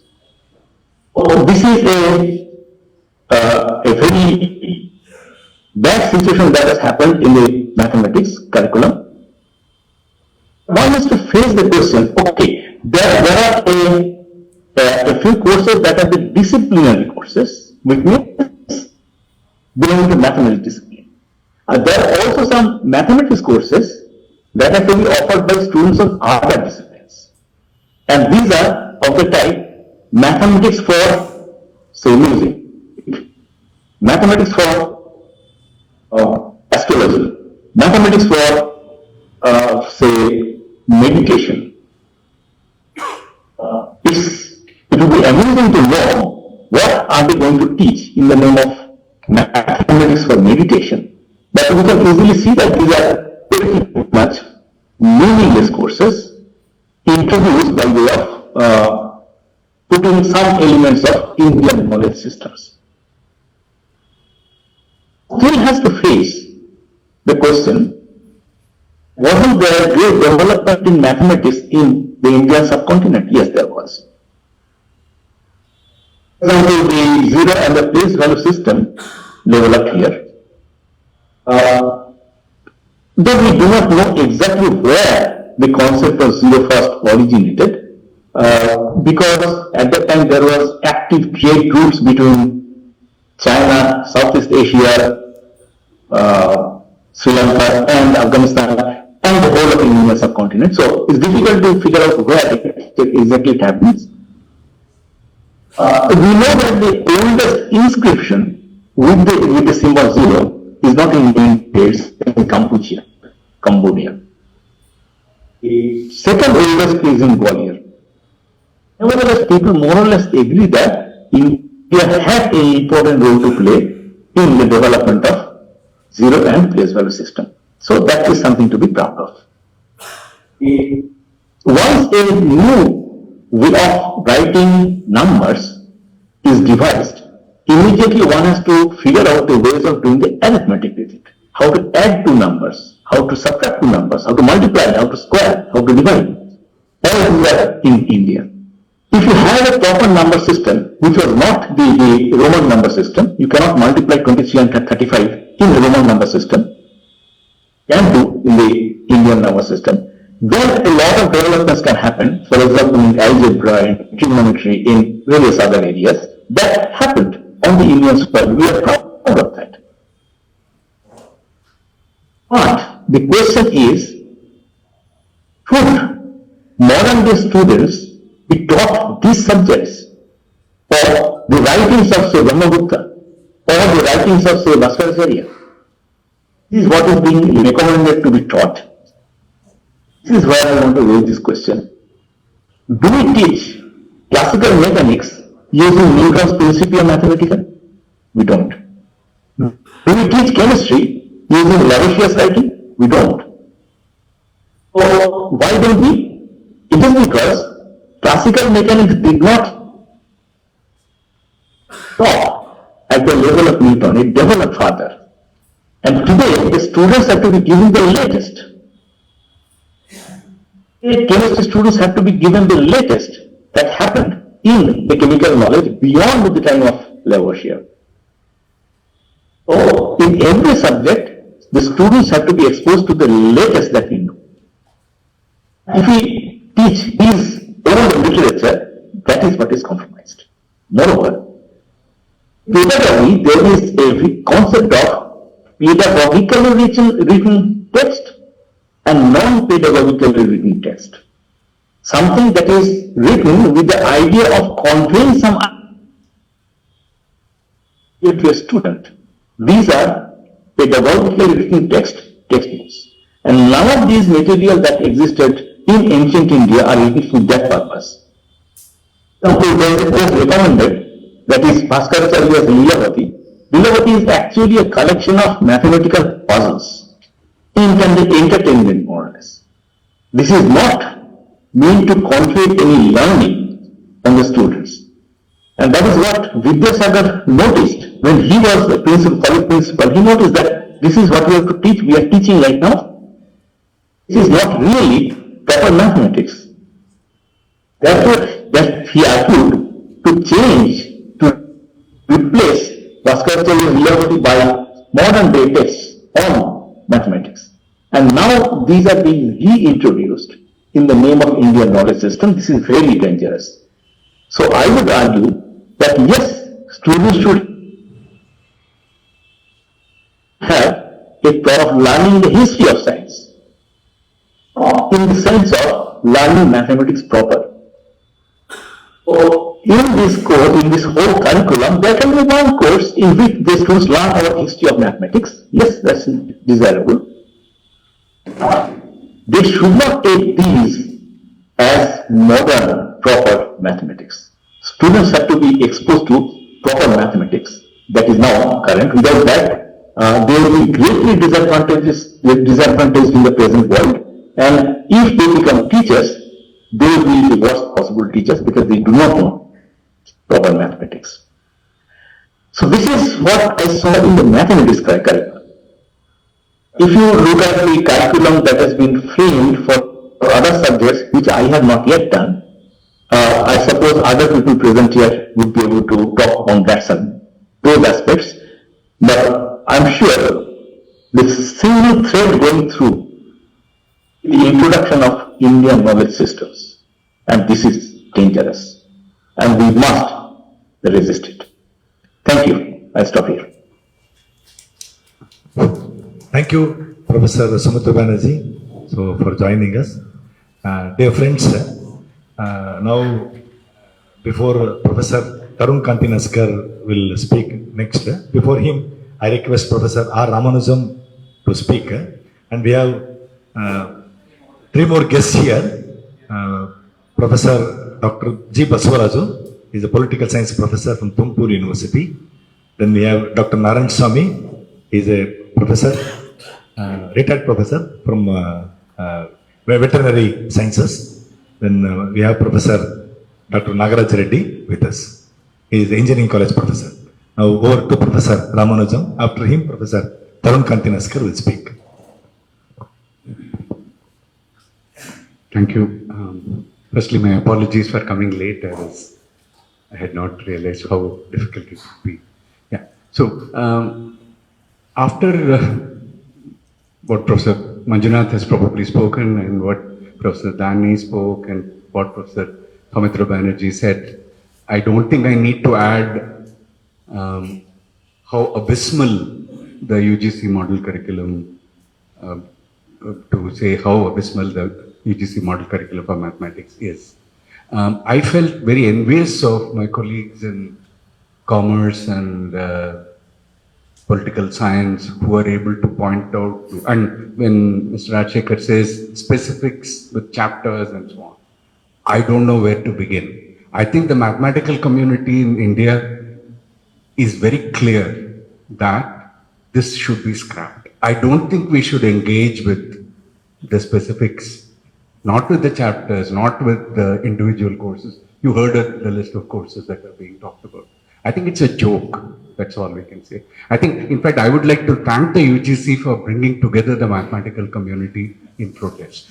I do not know of, in the last 30 years, a single instance where 900 mathematics teachers have got together to submit a petition to the UGC. This is in itself a good thing, right?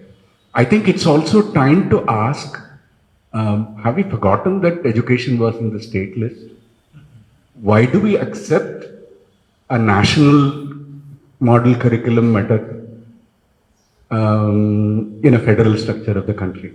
We have got accustomed to that, and we have got accustomed to policies on curriculum being made with no consultation whatsoever with the teaching community, and we see where it gets us, right? I mean, I have been part of discussions on UGC 2001 model curriculum, UGC 2015 model curriculum, and now the this one. And I think this is the most abysmal of the lot that I have personally seen. But the processes involved are something that we need to question. I think this is one point I want to make. The fact that we are routinely accepting such things coming from the UGC. I mean, what is the role of the UGC in defining this? At the university level, why do we need national curricula? Right? How many countries have national curricula at university level? Even national curriculum framework at a school level is something that needs to be debated, and it is debated. But national curriculum framework at university level, what is the objective of that? Why do we do that? What does it mean for the autonomy of the universities and the role of the universities that we see? This is, I think, fundamental, and by centralization, you see the dangers of what is happening, and I think we are opening ourselves up for more and more. The NEP acts as a, NEP 2020 acts as a force for, further force for centralization, solidifying processes that have been at work for quite some time. But I think what we see in the curricular context is, exposing, as somebody pointed out, some things which were said in more sophisticated ways, you see it coming out in more blatant ways.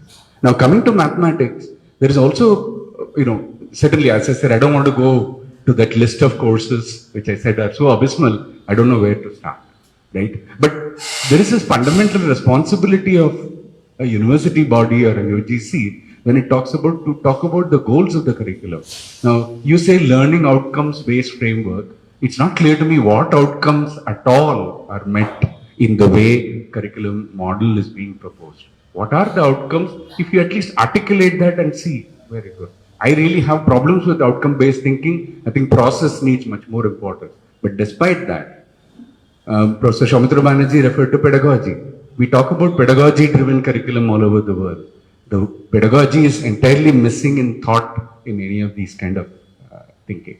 Now, that we had, I think I was part of it, and many people were part of critiquing the earlier 2001 and 2015 mathematics curricula, pointing out that applied mathematics was not getting its due at all in the country, that undergraduate mathematics was very much theory oriented and pure mathematics oriented, and not building students with the capabilities for applying mathematics. Unfortunately, in the current model, both are given apart. There is no development of pure mathematics in some serious form, nor is there any approach to applied mathematics in some serious form. So what do we see as the goal of what we are doing? If it is, and I wrote something about this in Indian Express, to which Professor Jagdish Kumar, who was the former chairman of the UGC, he also wrote in that. It was not like a response, it was two sides, as Indian Express calls it. But he talks about it as a synchrony of modernity and heritage. What a beautiful term, right? What does it mean? It means precisely nothing. What does it mean to synchronize heritage in mathematics with modernity? I do not know how you can talk about any of that. And the proposal, and this is a distraction from what the proposal offers. Right? You're talking about a semester course in Kuttaka. I can think of 2 lectures in Kuttaka, maybe 3. 1 semester course, what are you going to do with it? Why are we wasting our time on even discussing these matters? Right? Where I think the mathematics community will be clear. Analysis figures in the 7th semester. The word continuity, if you look at the syllabus document, first appears in the 7th semester. There are differential equations in the 4th semester. Is it possible to even think of any of that without understanding continuity? Normally, this would be 2nd semester, right? 3rd semester in the worst case. So, I don't know what is the underpinning. And when it comes to applications, is it, Professor Soumitra Banerjee mentioned some terms, but it's really not even as rational as it may sound there. It is mathematics in X, mathematics in Y, mathematics in Z, with substitution of various terms. Mathematics in life sciences, mathematics in art, mathematics in music, mathematics in meditation, mathematics in something. No thought at all. What does it actually, how do you expect students to understand any of that? And when we talk about historical consciousness, I think historical consciousness is definitely needed. But, Professor Newman was mentioning Tamil. Okay, not only Tamil, but I think is there even a semblance of looking at the Dravidian tradition and all this? It's only Sanskrit texts that are referred to. A home has a very rich tradition of mathematics in the country. We don't talk about it. Kalinga has a tradition of mathematics in the country. Not all of this is available in Sanskrit. It's not Sanskrit based at all. So, historical consciousness of various kind are needed to be critiqued, understood in historical context, but confusing subject matter. I'm not with Professor Dani even in this business of saying that within that context we bring in. I would think we need to be very, very judicious about it. How do students have the maturity to understand why you are referring to something in a historical context and not something else, right? How do we compare all that? I do believe that non-European roots of mathematics are to be emphasized because there has been far too much European hegemony of thought in this context. But then, what about the Chinese? What about the Arab civilizations? Their contributions to mathematics? If we do talk about a global historical perspective, maybe one course or two would be well worth it. Something critical, something that students can learn. But I do not see why mathematics courses should be this, or physics courses or chemistry courses where you should be learning. It's difficult enough, right? It's difficult enough to learn mathematics properly. Why are we, and we see what a tragedy it is in our undergraduate mathematics classrooms, which are, avenue for tears of the students there. Instead of easing them into this and building knowledge in purposeful ways, we are going somewhere else. And the other thing that I do want to mention in this regard is about the another kind of attitude to mathematics and choices. In the previous curriculum, there was even, it was called CBCS, Choice-Based Credit System, right? Now, we use terms like that in higher education. I have no idea what we mean by choices. What are the choices available to a student in a college? What are the choices available to the teaching community? When the national education policy, when I first read it, I saw what a beautiful policy for Mars, right? I mean, you can always come up with a policy for Mars. What about our reality? Where are we talking about, right? So what choices, and the basket of choices offered, in the same basket you find Fortran anti-programming and calculus of variations and something else. Something with data structures and algorithms, integral transform, and I don't know, one of those Bharatiya geometry or something like that. Now, I think if I am a student, I would need to have water in my brain to choose calculus of variations over Bharatiya trigonometry or whatever it is, because I can easily memorize that and get an A grade. Why should I battle with calculus of variations or integral transform, where to pass I would need to bitterly struggle? So, what is it that we are offering students? What is the kind of, and if this is what is our understanding of enhancing skill, something is fundamentally wrong with how we look at education and skill. The word skill has to be very carefully used in higher education. I do not know what UGC means by talking about such things at all. What are the kind of skills they have in mind? And in the mathematical context, what would it mean? So, I don't want to go on with the litany. I differ from Mr. Rajshekhar in this. I do not want to write specifics. I think we need to demand that this should be scrapped. A new exercise has to be brought, and in which the teaching community should be seriously consulted and the educational mistake. This is at least mine. And it's not just me, many people in the mathematical community feel that way. Thank you. Yes. I also agree with you. You're right, sir.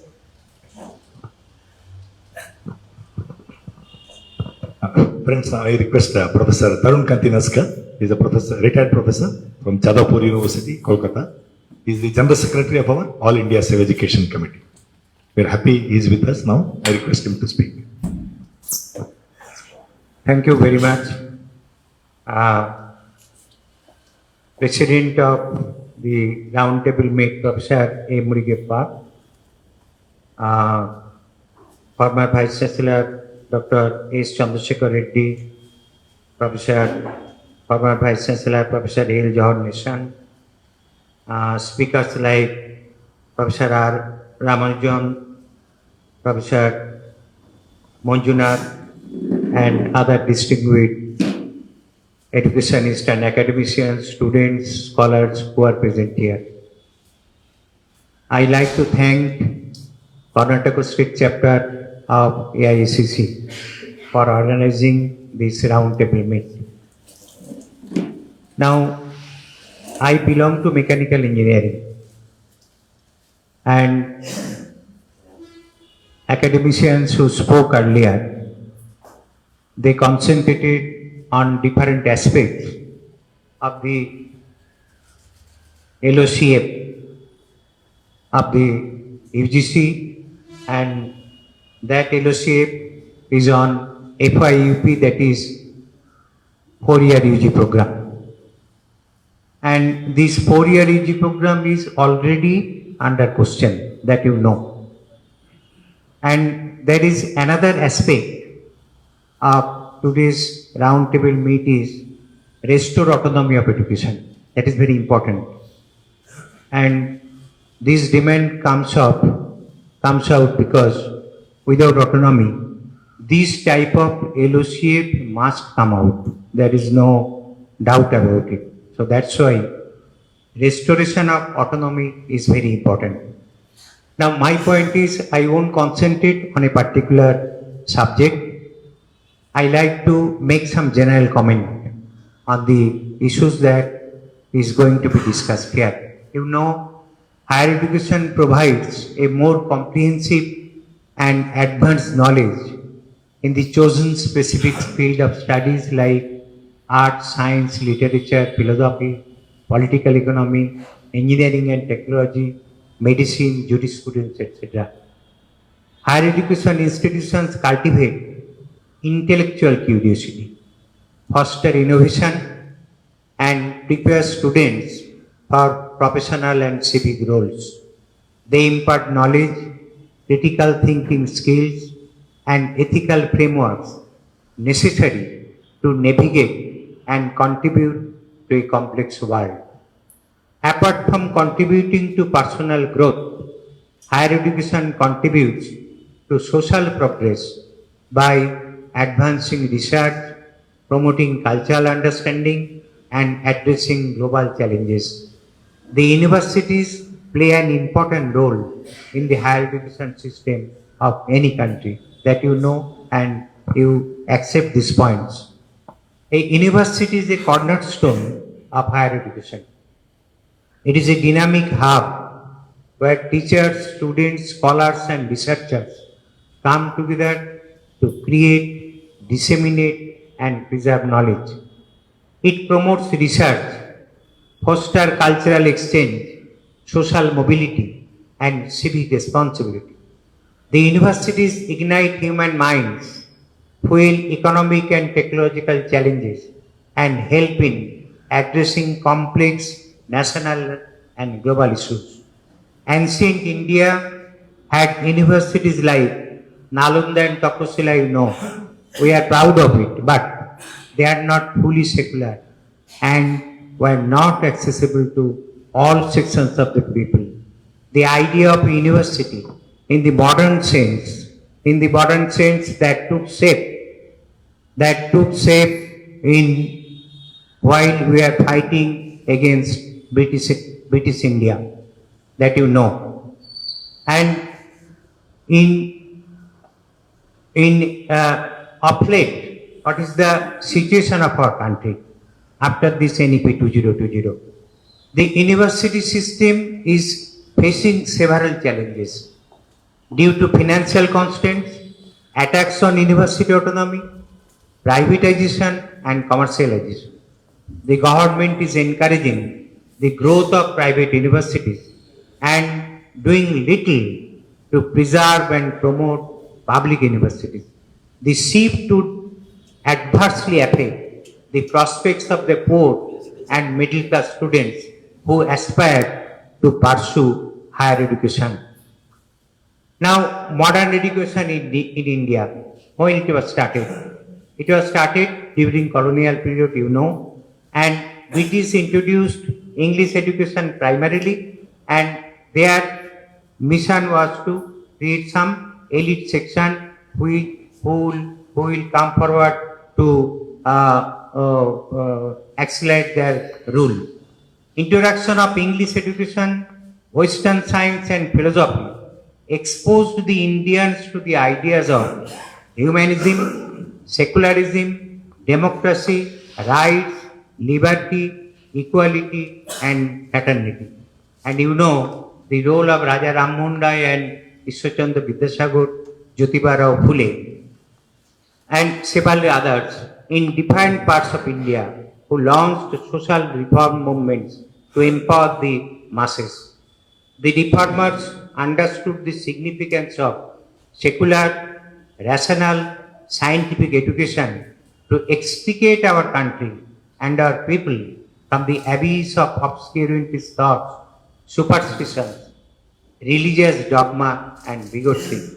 They mobilized resources to establish schools, colleges and universities. These developments later facilitated the growth of the Indian national movement and the freedom struggle that you know. But what is the situation now?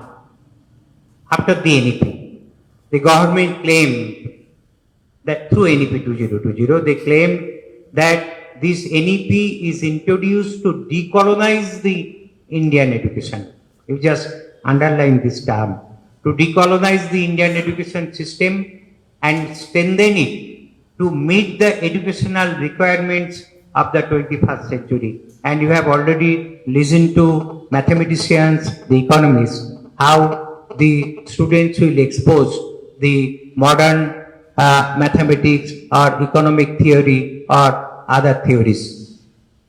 Far from addressing the problems of education, the policy attacks the foundational principles of universal, democratic, secular and scientific education. NEP 2020 exhibits alarming tendencies towards greater centralization, the point of centralization already raised, greater centralization, privatization, commercialization, vocationalization and communalization of education. And this communalization is coming through this IKS, that is the Indian knowledge system. It aggressively promotes online education. That you know, I am not going into details of that. Now the point is, why the academic autonomy, the autonomy of university, autonomy of teachers, autonomy of professors, why it is necessary? And what do we mean by autonomy? Academic autonomy entails that the government owns complete financial responsibility of education and allows autonomous function and governance by the democratically elected bodies of the university, autonomy and academic freedom. Universities have evolved as centers of learning where knowledge acquired by society over the ages through arduous human labor, both in theory and practice, is transmitted to society in different chosen fields of discipline. University produce scholars who are specialists in their own chosen fields of discipline. The colleges affiliated to such universities benefit by the academic process where the curricula and syllabi, examination and evaluation and the teaching learning process are all developed in continuum and enriched through meticulous deliberation and interactions in the respective body, in the respective board of studies, academic council meetings, etc. I will mention what the teachers body of JNU now observe. Very recently they have observed regarding the function of these academic bodies, that is board of studies, academic council, etc. I will come to that. Now these academic bodies are very important, and the meetings of the academicians, scholars, teachers and students in their respective disciplines and studies. Each university is established to serve its own aims and objectives in a given social environment, and therefore has to function in a decentralized system, but they are in favor of centralization. With all full autonomy, and it needs to be strengthened with sufficient financial support by the central and state governments. This is to ensure an all-round development of university and the colleges affiliated to it. Thereby, the knowledge could be disseminated to successive generations and for the onward development of society. So, this is the importance of autonomy, and historically this concept of autonomy has come to us historically, and it has been rooted in the fact that academic institutions should be governed by the elected bodies that I have already mentioned. Now, what I was telling, what is the situation after this centralization, after implementation of NEP 2020, I will just put forward before you the situation of two universities, two very important universities. One is JNU and another one is Vishwabharati, that was founded by Rabindranath Tagore. Now, what is the situation of JNU now? The teachers body there, they have observed that over the last 10 years, the JNU has shifted away from its academic ethos towards what it called a Vice Chancellor-centric model of functioning. In the last decade, the terms of governance and leadership have been turned on their heads to acquire rather ominous meanings. From being a public institution in which the quest for knowledge thrives, the university has been steadily pushed in the direction of being reduced to being an expression of the Vice Chancellor's persona. This is the report the JNU teachers body has very recently put forward before the society. And the new state of the university, their report, it stated that it reveals that academic expenditure has plunged by 36% in JNU, that is a centrally funded university, and it has come down to 36% cut. And you know the UGC has its budget cut to 61%. This UGC is the funding agency for the higher educational institution, and its budget has been cut by 61%. And that is the effect on JNU, that is its expenditure has plunged by 36%. And the share of women students and research scholars has fallen to around 40%, reversing decades of progress and inclusion of equity. So this is the situation now, and they have observed that since 2022, I was just referring the role of academic council, faculty council, and what is the situation there, the JNU. Since 2022, JNU has held only 4 academic council meetings, each lasting barely an hour. Executive council meetings are often called on short notice without detailed agendas and discussion. So this is the situation of JNU. And what about Vishwabharati? This was once envisioned as a living embodiment of Rabindranath Tagore's philosophy of free learning. Now Vishwabharati stands at a crossroads. When the national education policy was introduced in 2020, you can remember, it promised a new era for India's learning institutions, aiming to foster innovation. This type of observation was also made by the mathematicians who wrote that letter.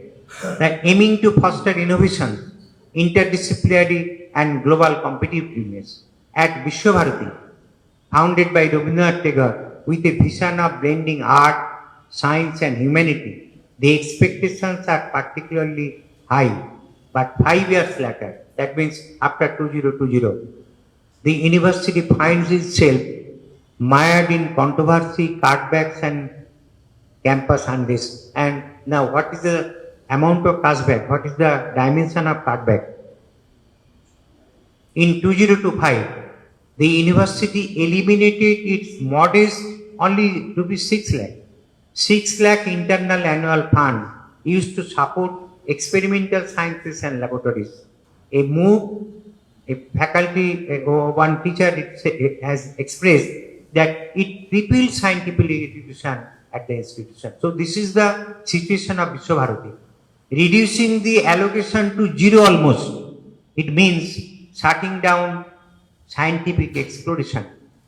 These are the observations of senior teachers there. And what is the situation of Karnataka? I was searching for that. In Karnataka, universities and colleges are run by, maybe I am wrong, but you may correct me, that only by 25% full-time teachers and others are ad hoc or guest teachers like that. So these are the situations. This is not the situation of Karnataka only. This is the situation of the entire country. And in my state also, I faced that. And this 4-year UG program, this was copied from US education system. And it has been imposed in the country without consulting the stakeholders and giving a least thought whether it will be fitting in the soil. Professor Ramanujam was just expressing that letter which they sent, UGC didn't respond to that. History syllabus, in fact, NEP declared, so UGC is never responding to any opposition, to any dissent voice. The government of India, they are never responding to any dissenting voice.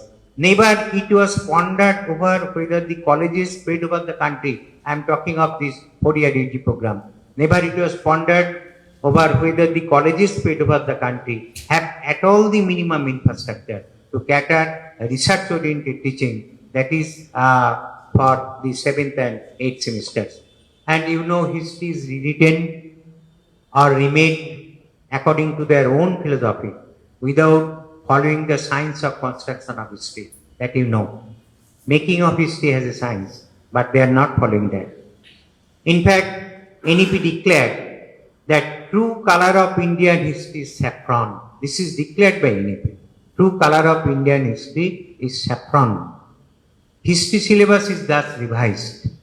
Darwin theory and Mendeleev periodic table have been removed from school syllabus by NCERT, that you know. All these are planned to introduce Indian knowledge system, which is nothing but a bunch of pseudoscience and false history. The objective is to falsify, to falsely glorifying our past.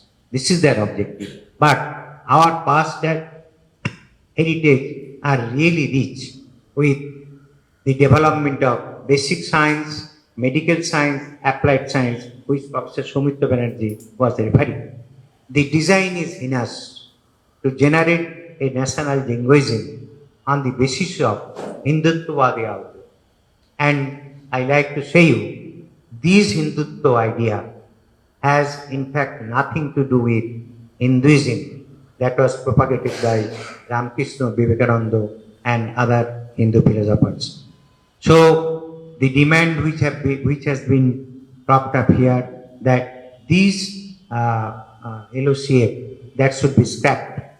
I agree with them. And I like to point out one thing, one issue, that AISCC has been moving with this education policy for last 5 years. And with our experience, with the feedback from stakeholders, academicians, students, teachers throughout the country, and in virtually all the states, we have decided, according to their suggestions, we have decided that one alternative people's education policy should be formulated. And we, to an effort to 2 years, we have come out with this draft people's education policy. And this draft people's education policy will be placed in a people's parliament. Our objective is, our view is that government did place this, their NEP didn't place this in the parliament. And we are going to place our draft people's education policy in a people's parliament, and that will be held in 24th January 2026 and in this city. So I request you all, to whoever has put forward their views on this LOCF, I request you kindly place it in writing so that we can consider and we can improve our draft policy through all your suggestions. Thanking you very much.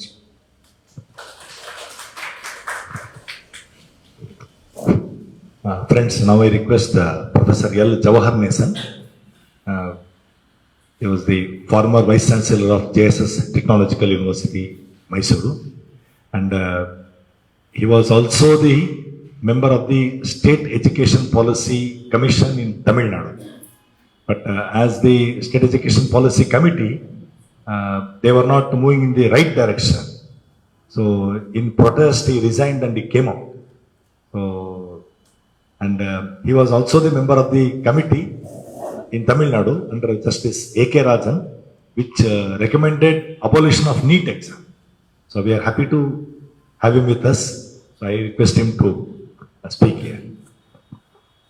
Thank you, sir. Good morning. I've been listening since morning. It's wonderful ideas. I think that professors, faculty members from across presented and they went away. And I heard from mathematics professor from IASC and my colleague Professor Ramanujam is also here. He was also member of State Education Policy Tamil Nadu. And I've been wondering why the academic fraternity is not talking about it. And here and there, a couple of my friends have been written. I also never bothered to write about it. Whenever UGC comes up with anything, in response, I write a book. I don't even write an article because they will edit it. Express, Hindu, Times of India, all guys edit in their own favor. So it ends up with 100 pages or 200 pages books. That's how I was when National Higher Education Qualification Framework and the Academic Bank of Credit was introduced. I wrote a book both in English and Tamil. It was released. But the thing is, I feel that this country is completely becoming inert now. Inert, in a sense that are we sentient being or not? That is a question now. Because, so if we are, after only these 21st century material conditions, bothering nothing that happens surrounding us, and except a couple of voices, and the one organization consistently talks about it, All India Safe Education Committee, and a couple of others, symbolically they do it. And I'm much worried what is happening in this country. Being part of it, not able to get into,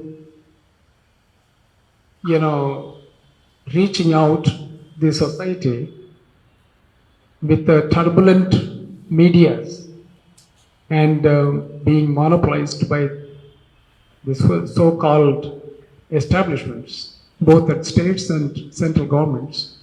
I feel that something we all feel, people like us feel helpless. Even here, this round table should have been designed in such a way, one side in favor of this curriculum framework, on the other side who are opposing it. Then it would have been the best way. Then I would have got the energy to crash and crush the supporting views. But now all are converts, we all are happy, and we are all talking about the same language and same sentiment and same ideas. Of course, that is the right thing.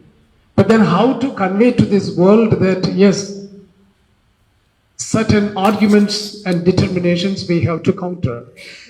And when it is not heard here, then I feel that we are just also considered biased and one-sided. That's how people out there are going to talk about All India Safe Education Committee. Yesterday I received an email, couple of emails from some sources that one email was threatening me, I should not participate in this. And another email saying that being an eminent all these things, accomplishments, why do you want to join this useless group? And these groups always talk about nonsense all. And please stay away from this. Couple of emails. Yes, but I wanted them to be here. Those who have sent the email, I wanted them to be here so that let us debate. Yes, you received. Many of you. And I'm wondering that what is happening in this country, that there is no debate at all. And the establishments are establishments, ruling establishments, politically motivated. And they are politically trying to make citizenry, preparing them to listen them and listen their ideas and follow their footsteps. And that is how things are going now. So one thing I would like to emphasize beyond what I think that I don't want to talk about, all my friends, everybody, exhibited well. The problem here is that there is this artificial intelligence. When it becomes artificial super intelligence, Jeffrey Hinton, the so-called father of artificial intelligence, says it will be capable to reason, even though it may not have neurons. It may not have mirror neurons to empathize on things, but it can conceive reasons and it can become meta-reasoning, device in that way that being reason of reasons of human beings, then it can reason as well. And along with the quantum computing and the quantum physics, modern science, technologies, I think that one day, I think that if it becomes artificial intelligence, when it becomes the so-called artificial super intelligence, and it will be capable to reason out also, and in terabyte speed, trillions of rapidity and fastness beyond the human brain can, compute, then what will happen to the human intelligence and human perceptions and human epistemology? So that is, I would say that when artificial intelligence became a kind of a reasoning device, because it's a machine, I would say it will become a fourth ontology then. The ontological existence, if you look at that, so far, to some people, there is only one ontology, isn't it? The Vedantic people, they would say that Brahman is the only ontology. All others are illusionary, and sometimes they say dualism, this, that, all, interpretations and hermeneutics, in a hermeneutical way, they just interpret in the way they like. I don't worry about it. But there was only one ontology, the Vedic and Vedantam and Upanishad all concur with.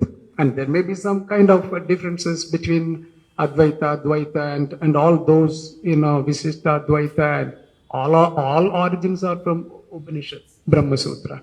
So in that way that I feel that, yes, there is one ontology to some people. Are they expecting us, by saying this, they say that jnana, here, in this, the things that I reviewed, I found that anthropology, Madam Gone, in anthropology, the objectives, the course objectives, they mentioned the objective is to realize this subject, to perceive these outcomes through, it is darshana, darshan. Darshan, in English, simply you can say perception. Philosophically you can say perception.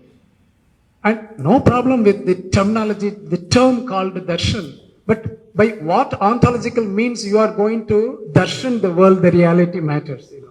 You are perceiving the reality. But what ontological means by which you are going to perceive? Are you going to perceive the world through Brahman?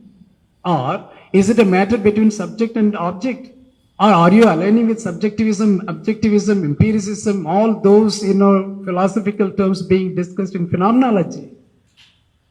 The question is here, are they expecting us now, because they said somewhere here, in many texts, I found that in the textbook, in the curriculum, they mentioned the term, darshan, darshana shastra, pramana shastra. Okay, Buddhism also talks about some perception. And the way the Buddhism is more on objectivism. It is to do with empiricism, Buddhism. It is not simply, it is both sides, subject and object. But if you go with Vedanta, they mention Vedanta here. Epistemologically, you have to perceive the real world, the subject matters of, learning, by that way that if you are going that pedagogically, you have to follow Vedantic epistemic approaches to perceive science then. Where are we living? And I really do not know. Because I'm fed up with talking all these things because we are writing, talking and things. And more than that, things are happening in a way, in a more, how to say that, Katumarandi, in Tamil, barbaric ways.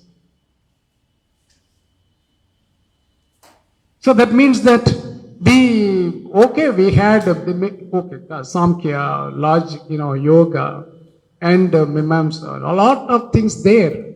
But those days when primitive times that you had to perceive and you need to find ways and means to find reality, and you have perceived in that way that 2,500 years ago. But why do you want to go back and do it when it is absolutely proved obsolete and nonsense?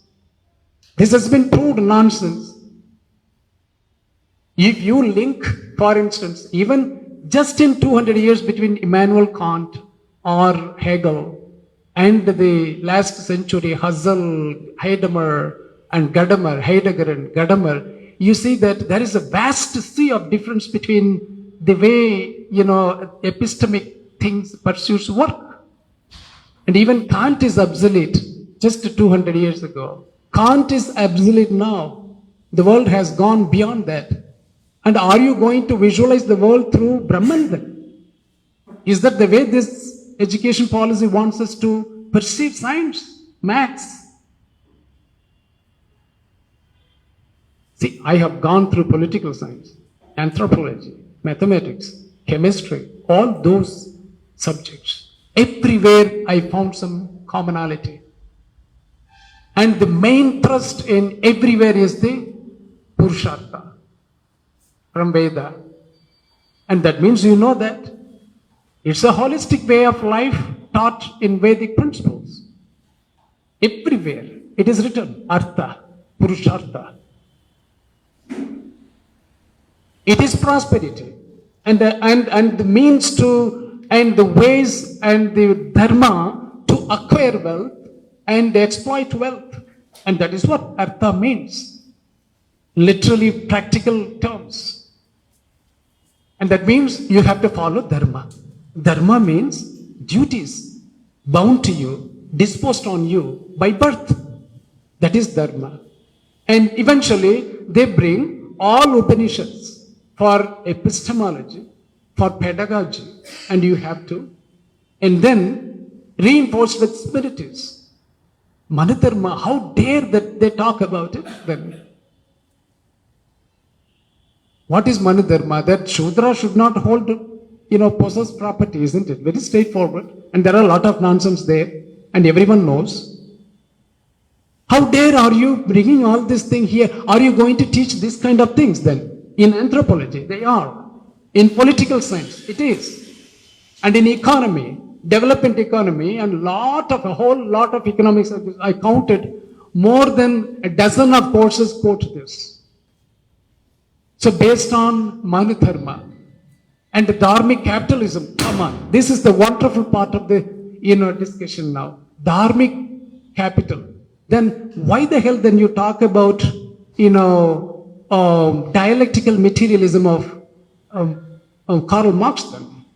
Historical materialism. Why do you want to concurrently talk about and confuse the students when it is obsolete? What is the means of production? How to acquire the means? It is very direct, daring that the Dharmic principles, especially Manadharma, and there are a lot of other dharmas. And these Dharmic principles leading to Dharmic capitalism. I know what that guy, who is that guy who written this there? I know that, who is behind this. I don't want to spell here because it's an individual comment. And that fellow goes around all around India, now hailed And all over India, in all TV medias, from Republic TV to all other TVs, even the so-called neutral TVs, they call him, and he is openly talking about dharmic capitalism. And it is here. And everywhere you are quoting, and sir is better than me, whether Garuda Purana has any maths, I really do. I'm not a mathematician, sir should tell. Garuda Purana on mathematics, they're related. What the hell? See, one thing is common, whether technology born or science born first.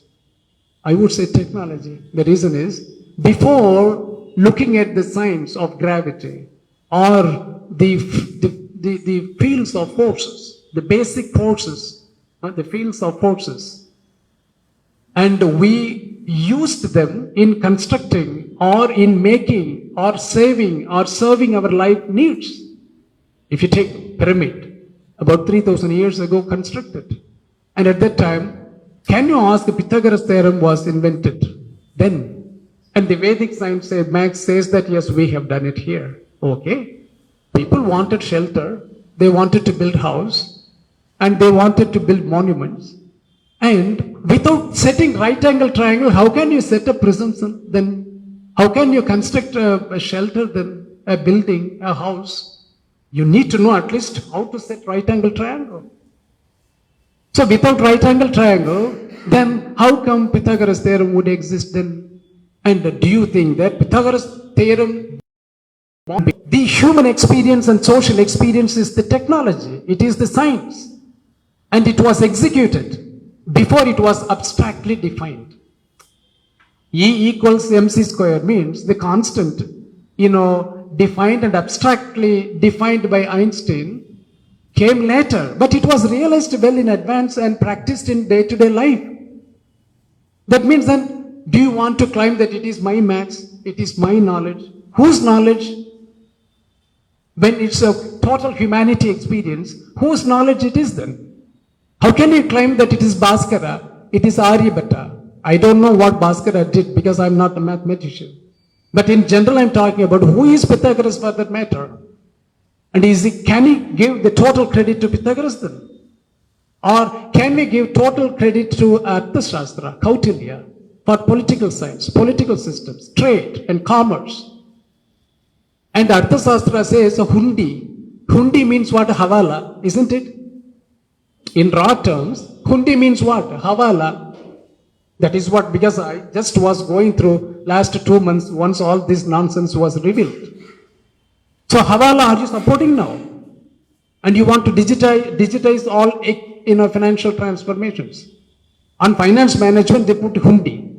And then that Mirasi systems, Tamil Nadu, South India, all those things they bring forward. Land ownership. Geography, they are talking about the culture, land and land utilization and possession. In geography, what is to do with this? Everywhere, Ramayana, Mahabharata, and these are all the political doctrines of this country. They said this. Based on the dharmic principles, the duty of the king is the exemplary note that they want us to study is Ramayana and Mahabharata. We know that. I don't want to go into that. So right from epistemology, pedagogy, and everywhere in science, technology, already, okay. In engineering, because I'm from engineering background. But we can, yes, I have a lot of things that is to do with AICTE. Already there is one guy called Sahasra Buddhe. He just ruined engineering education the last, 1 decade. He was the only chairman who was 2 terms in AICTE. Because other than Sahasra Buddhe, nobody else in the world who can spearhead and propel engineering education and technology in this country. Okay, they are, one thing I tell you friends, see, when political establishments in the name of democracy and political mandate, and if they take education and society and social institutions, they have only two purposes. They have only two purposes. One is social norming and habit forming. Another one is habit forming. Social norming. They establish the norms of society, your lifestyles, your duties, and your commitments. And those norms, when they execute through social institutions, they want to habitualize it and habit forming. You follow the establishment's norms and then you habituate it, it becomes culture, that is the value, and that should be taught in education. Hitler did it, Mussolini did it in recent times. Many people did it, and same is going now. Social norming and habit forming. And curriculum framework, qualification framework. One thing I tell you that the world is getting so crazy now. And no teacher, no textbooks, no literature is going to give us the content for sure 2030 onwards. The demarcation is 2030 or 2035. There will be no textbooks. There will be no literature. And because the ASI or agentic artificial intelligence systems are going to give us the enormous information, sea of information that you may not even able to go and validate it. Because as far as generative AI is concerned, yes, you are required to validate the validity of the message, the content that you deal with. But in just 10 years, less than 10 years, the content you receive, the world you are going to pursue, or are going to be, you will be only a passive person receiving that knowledge and accept it. That is the way it is heading to. And you have to prepare the students and every human being in this country to face this challenge and prepare them to acquire the skills, to perceive the reality in real terms. That is what education is going to do. And teacher is just simply going to be a co-learner. And in this way that no textbooks is going to match with the AI's outcome. And it is going to, play a major role. And that means teachers will be gone also. Only 1/3 of the teachers will be required now. And it is going to happen. 2/3 of the teachers as required as of now will be redundant. We don't require. And another thing is, degree certificates are going to become invalid, obsolete, or I would say very soft tone, irrelevant. No one wants to study now. After 2035, no one wants to go to university.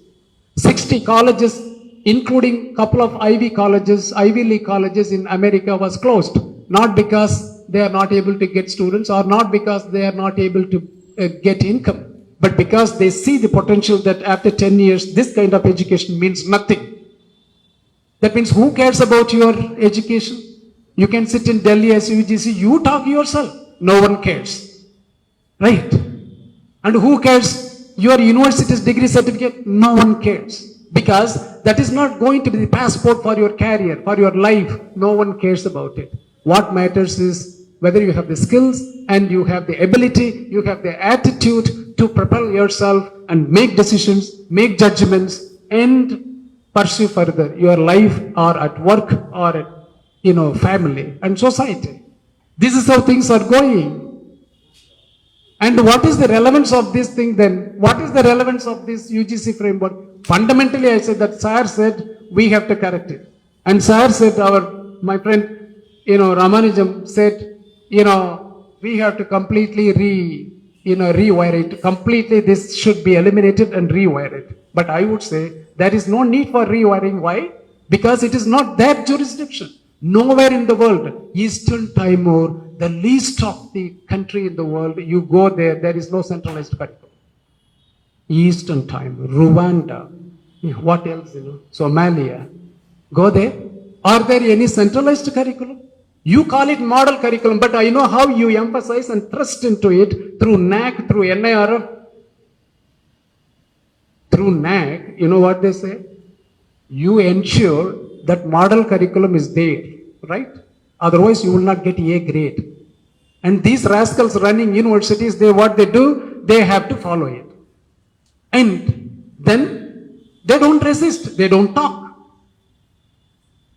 In both public universities and private universities, it is just something, a status quo for them.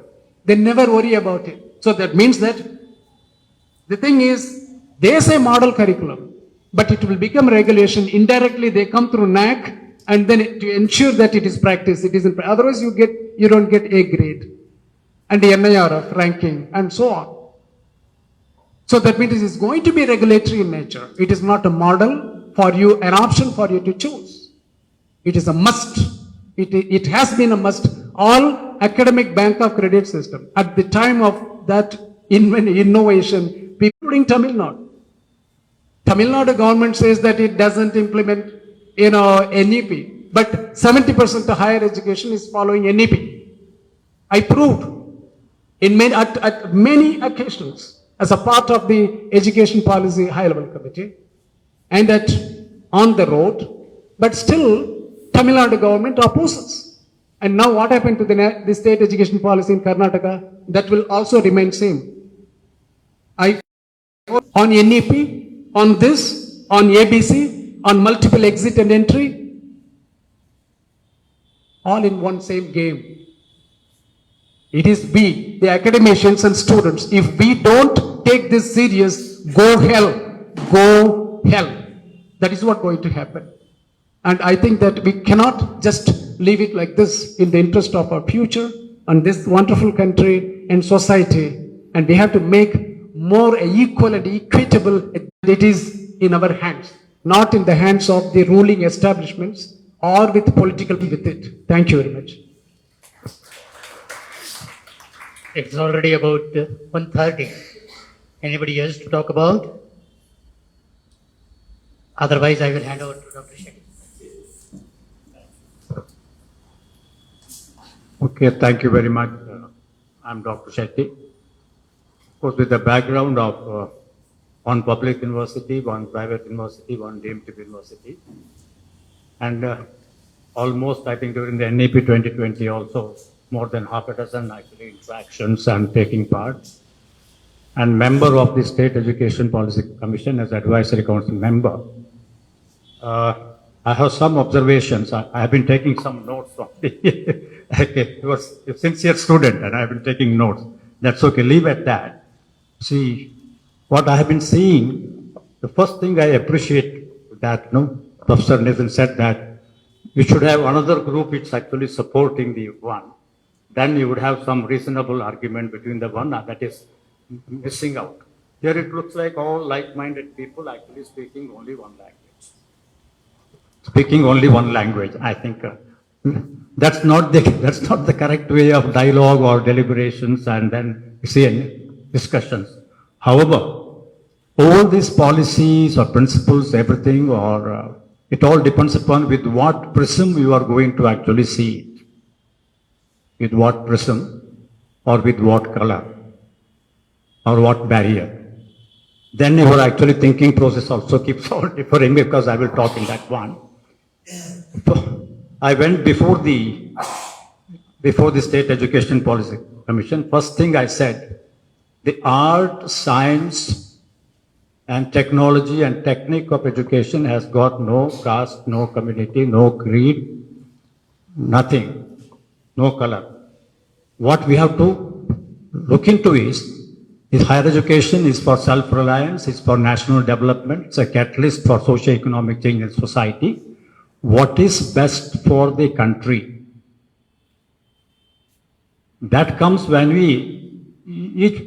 I think each one of us, are we talking like an educationist? Then we have a different perception.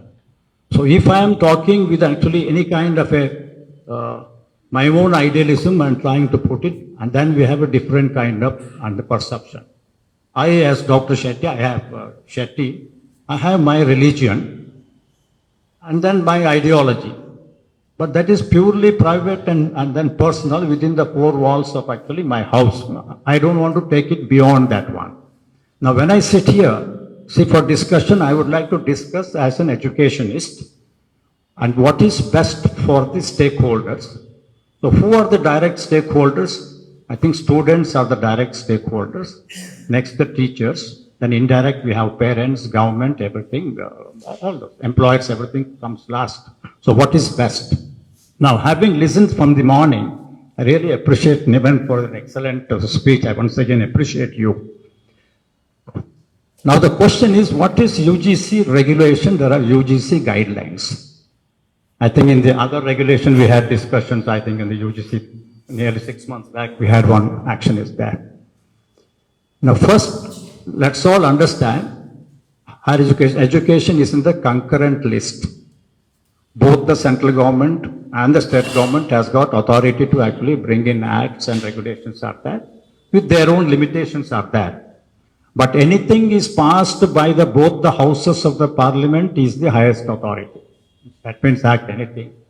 Next comes anything which is passed at the state legislature of the both houses actually comes next. Then UGC, that is actually a kind of a subsidiary. But UGC has got all the capacity as far as it is in existence. It may be changed after some time. It's got every actually authority to pass, having some guidelines, having some regulations also, but all of them need not be mandatory. It's only a kind of guidelines is there. Ultimately, it is left to the individual universities. It depends upon the character of the university, either public university, private university, or deemed to be university.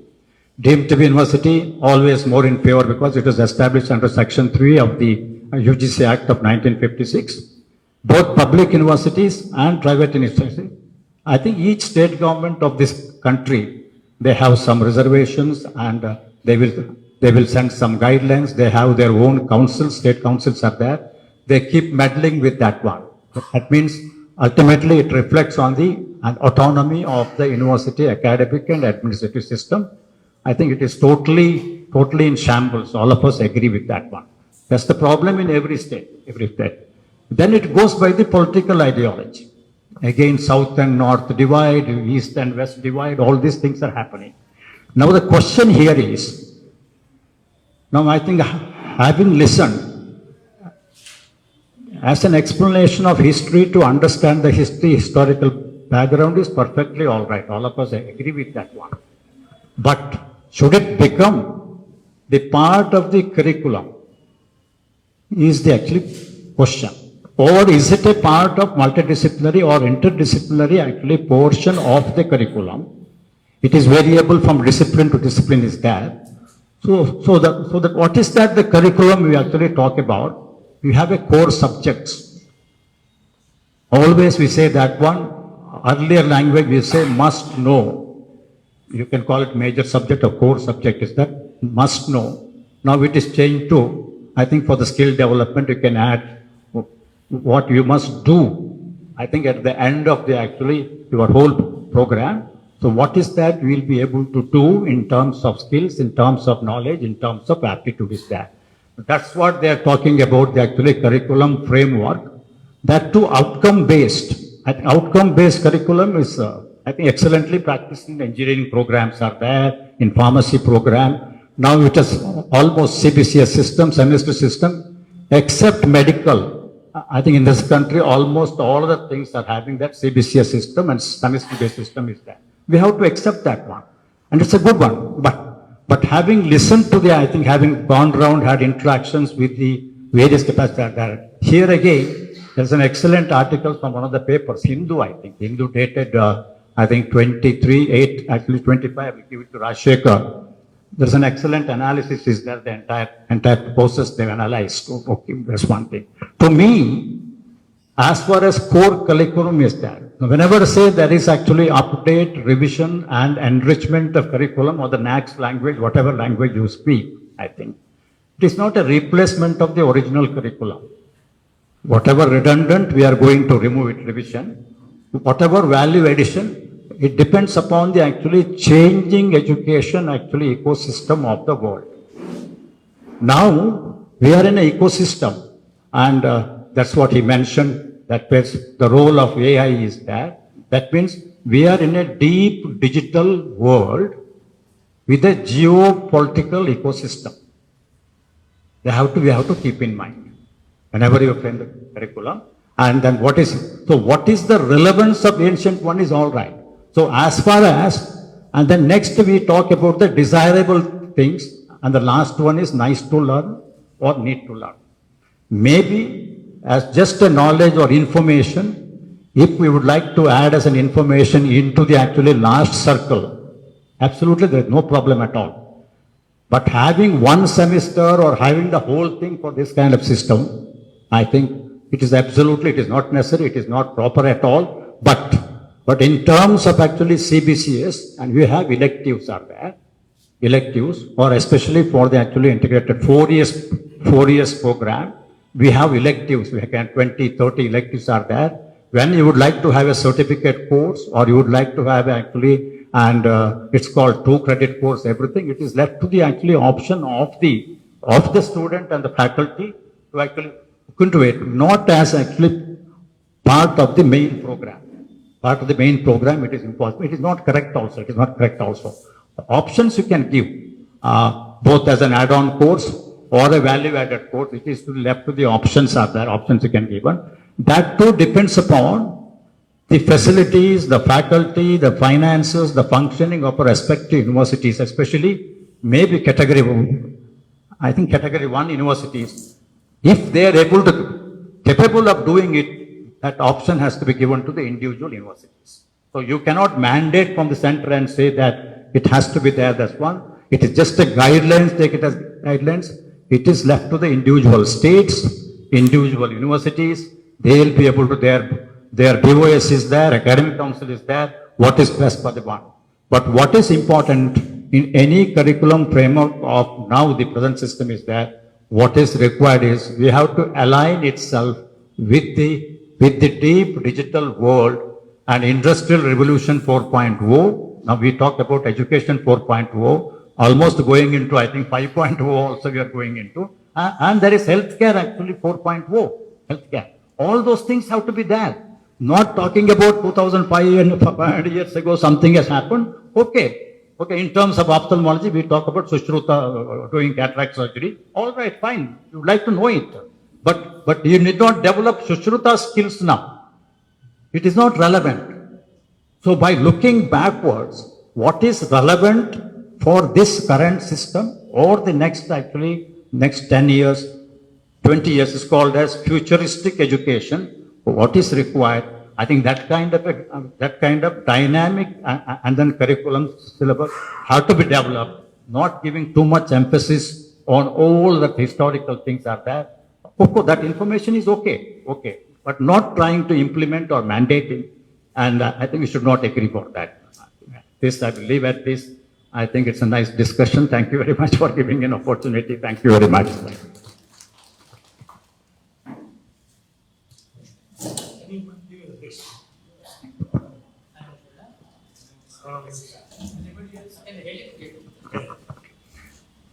Friends,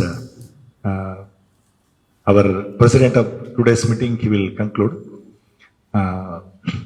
So it was a very wonderful discussion. All of you made time and came here, gave your valuable suggestions, and all are very, very valuable.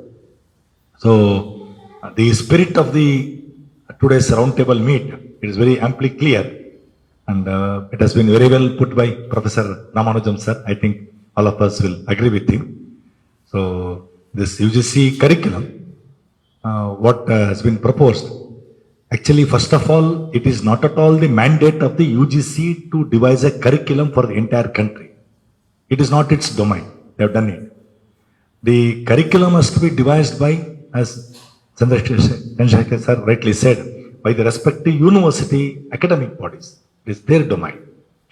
So, and along with that, what all problems are there, what our distinguished academicians have pointed out, I have requested them, they have told they will send to us. All those things will be attached to our main conclusion, what we are. We want to reject this entire curriculum of the UGC That way we should demand and we will submit our proposal to the state government, central government, will submit to them. And friends, for today's this program, our Dr. Chandrasekhar Shetty sir, so he was kind enough to allow us to have the program here on behalf of all of you, on behalf of our All India Civic Education Committee Karnataka chapter. I thank him. No, I'm not. Yes, I like to thank him. So that is the friends. So now I request our president of today's meeting, Professor A. Murugappa. He will conclude. I was a bit late. Suppose I would not have come, I would have lost the opportunity of listening to the different scholars who are actively interacted involved in academic activities, and I could listen to the analysis of the different curricula, different subjects. Suppose I was to make an analysis, I would have made the analysis of only one subject, that is linguistics. I teach linguistics, but I could not. I was not authentic. I certainly would not have made analysis of the different subjects like economics or political science or business administration, etc. But I could listen to the analysis of the different curricula seriously taken by the scholars. Now we have three things: one, past, present, and future. Sushruta, as Professor referred it belongs to the past, and artificial intelligence is the future. We are standing in between. Sushruta made this operation of the human body with the limited resources. He didn't have any concept of anesthesia. Did he have it, sir? Professor Shetty, sir? No. Now we have the concept of anesthesia. If the anesthesia is given to the whole body or the localized anesthesia also. Such being the case, whether we have to go for the syllabi of Sushruta age or we have to go for the analysis of future, artificial intelligence word. Now, the open heart surgery is not there. Of course, if necessary, we go for. Otherwise, major things, most of the things are done with the angioblast itself. Angioblast itself, with the help of the technical assistance and guided by the doctor, I think. A day may come, the machine itself will identify the problem, it itself will make the analysis, it comes out the outcome. No, participation of the doctor may not be there also. Now, suppose we have to identify the particular type of myeloma, which type of myeloma to decide this medicine is to be given, the equipments or the technical assistance is there. It is helping us.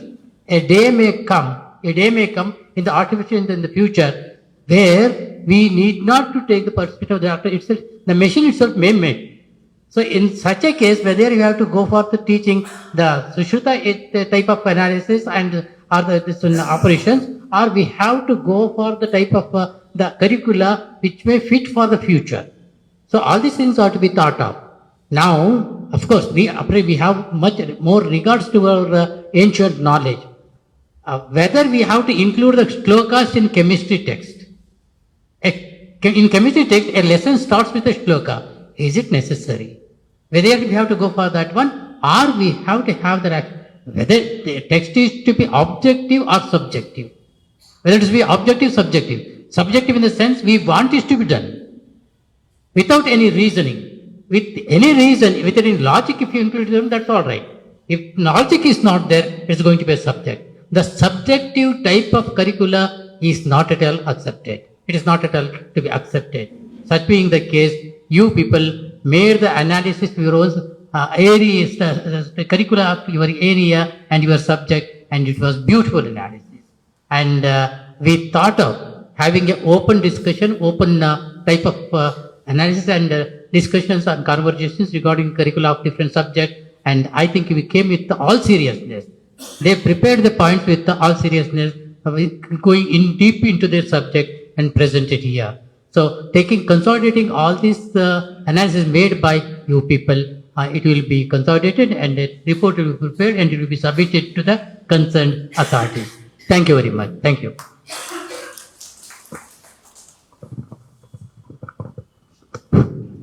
Friends, at the end, Professor G. Basavaraju, he will just propose a short vote of thanks.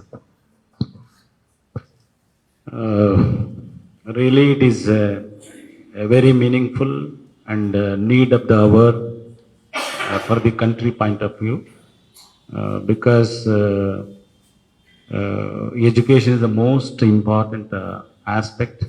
That is the reason why establishment has taken it as more seriously. Therefore, they are simply taking the responsibility of framing one syllabus to the whole country. But as all the dignitaries and scholars put your very important points in a very objectively, all your observations are very relevant, and it is need of the hour to put pressure on the establishment to not to go for the national curriculum framework.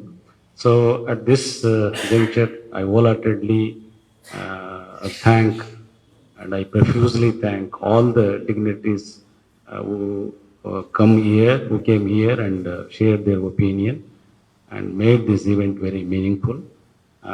Because of the time constraint, I don't want to take the names of all the dignitaries.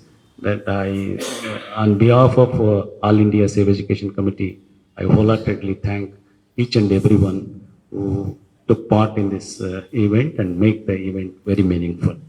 And another important notice is that with this discussion again, 24th of January, there is a People's Education Policy, the debate, the People's Parliament is there.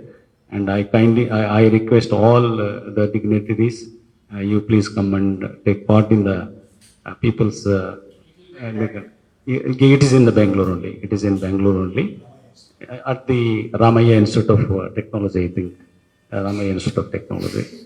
So, thank you, one and all. Thank you.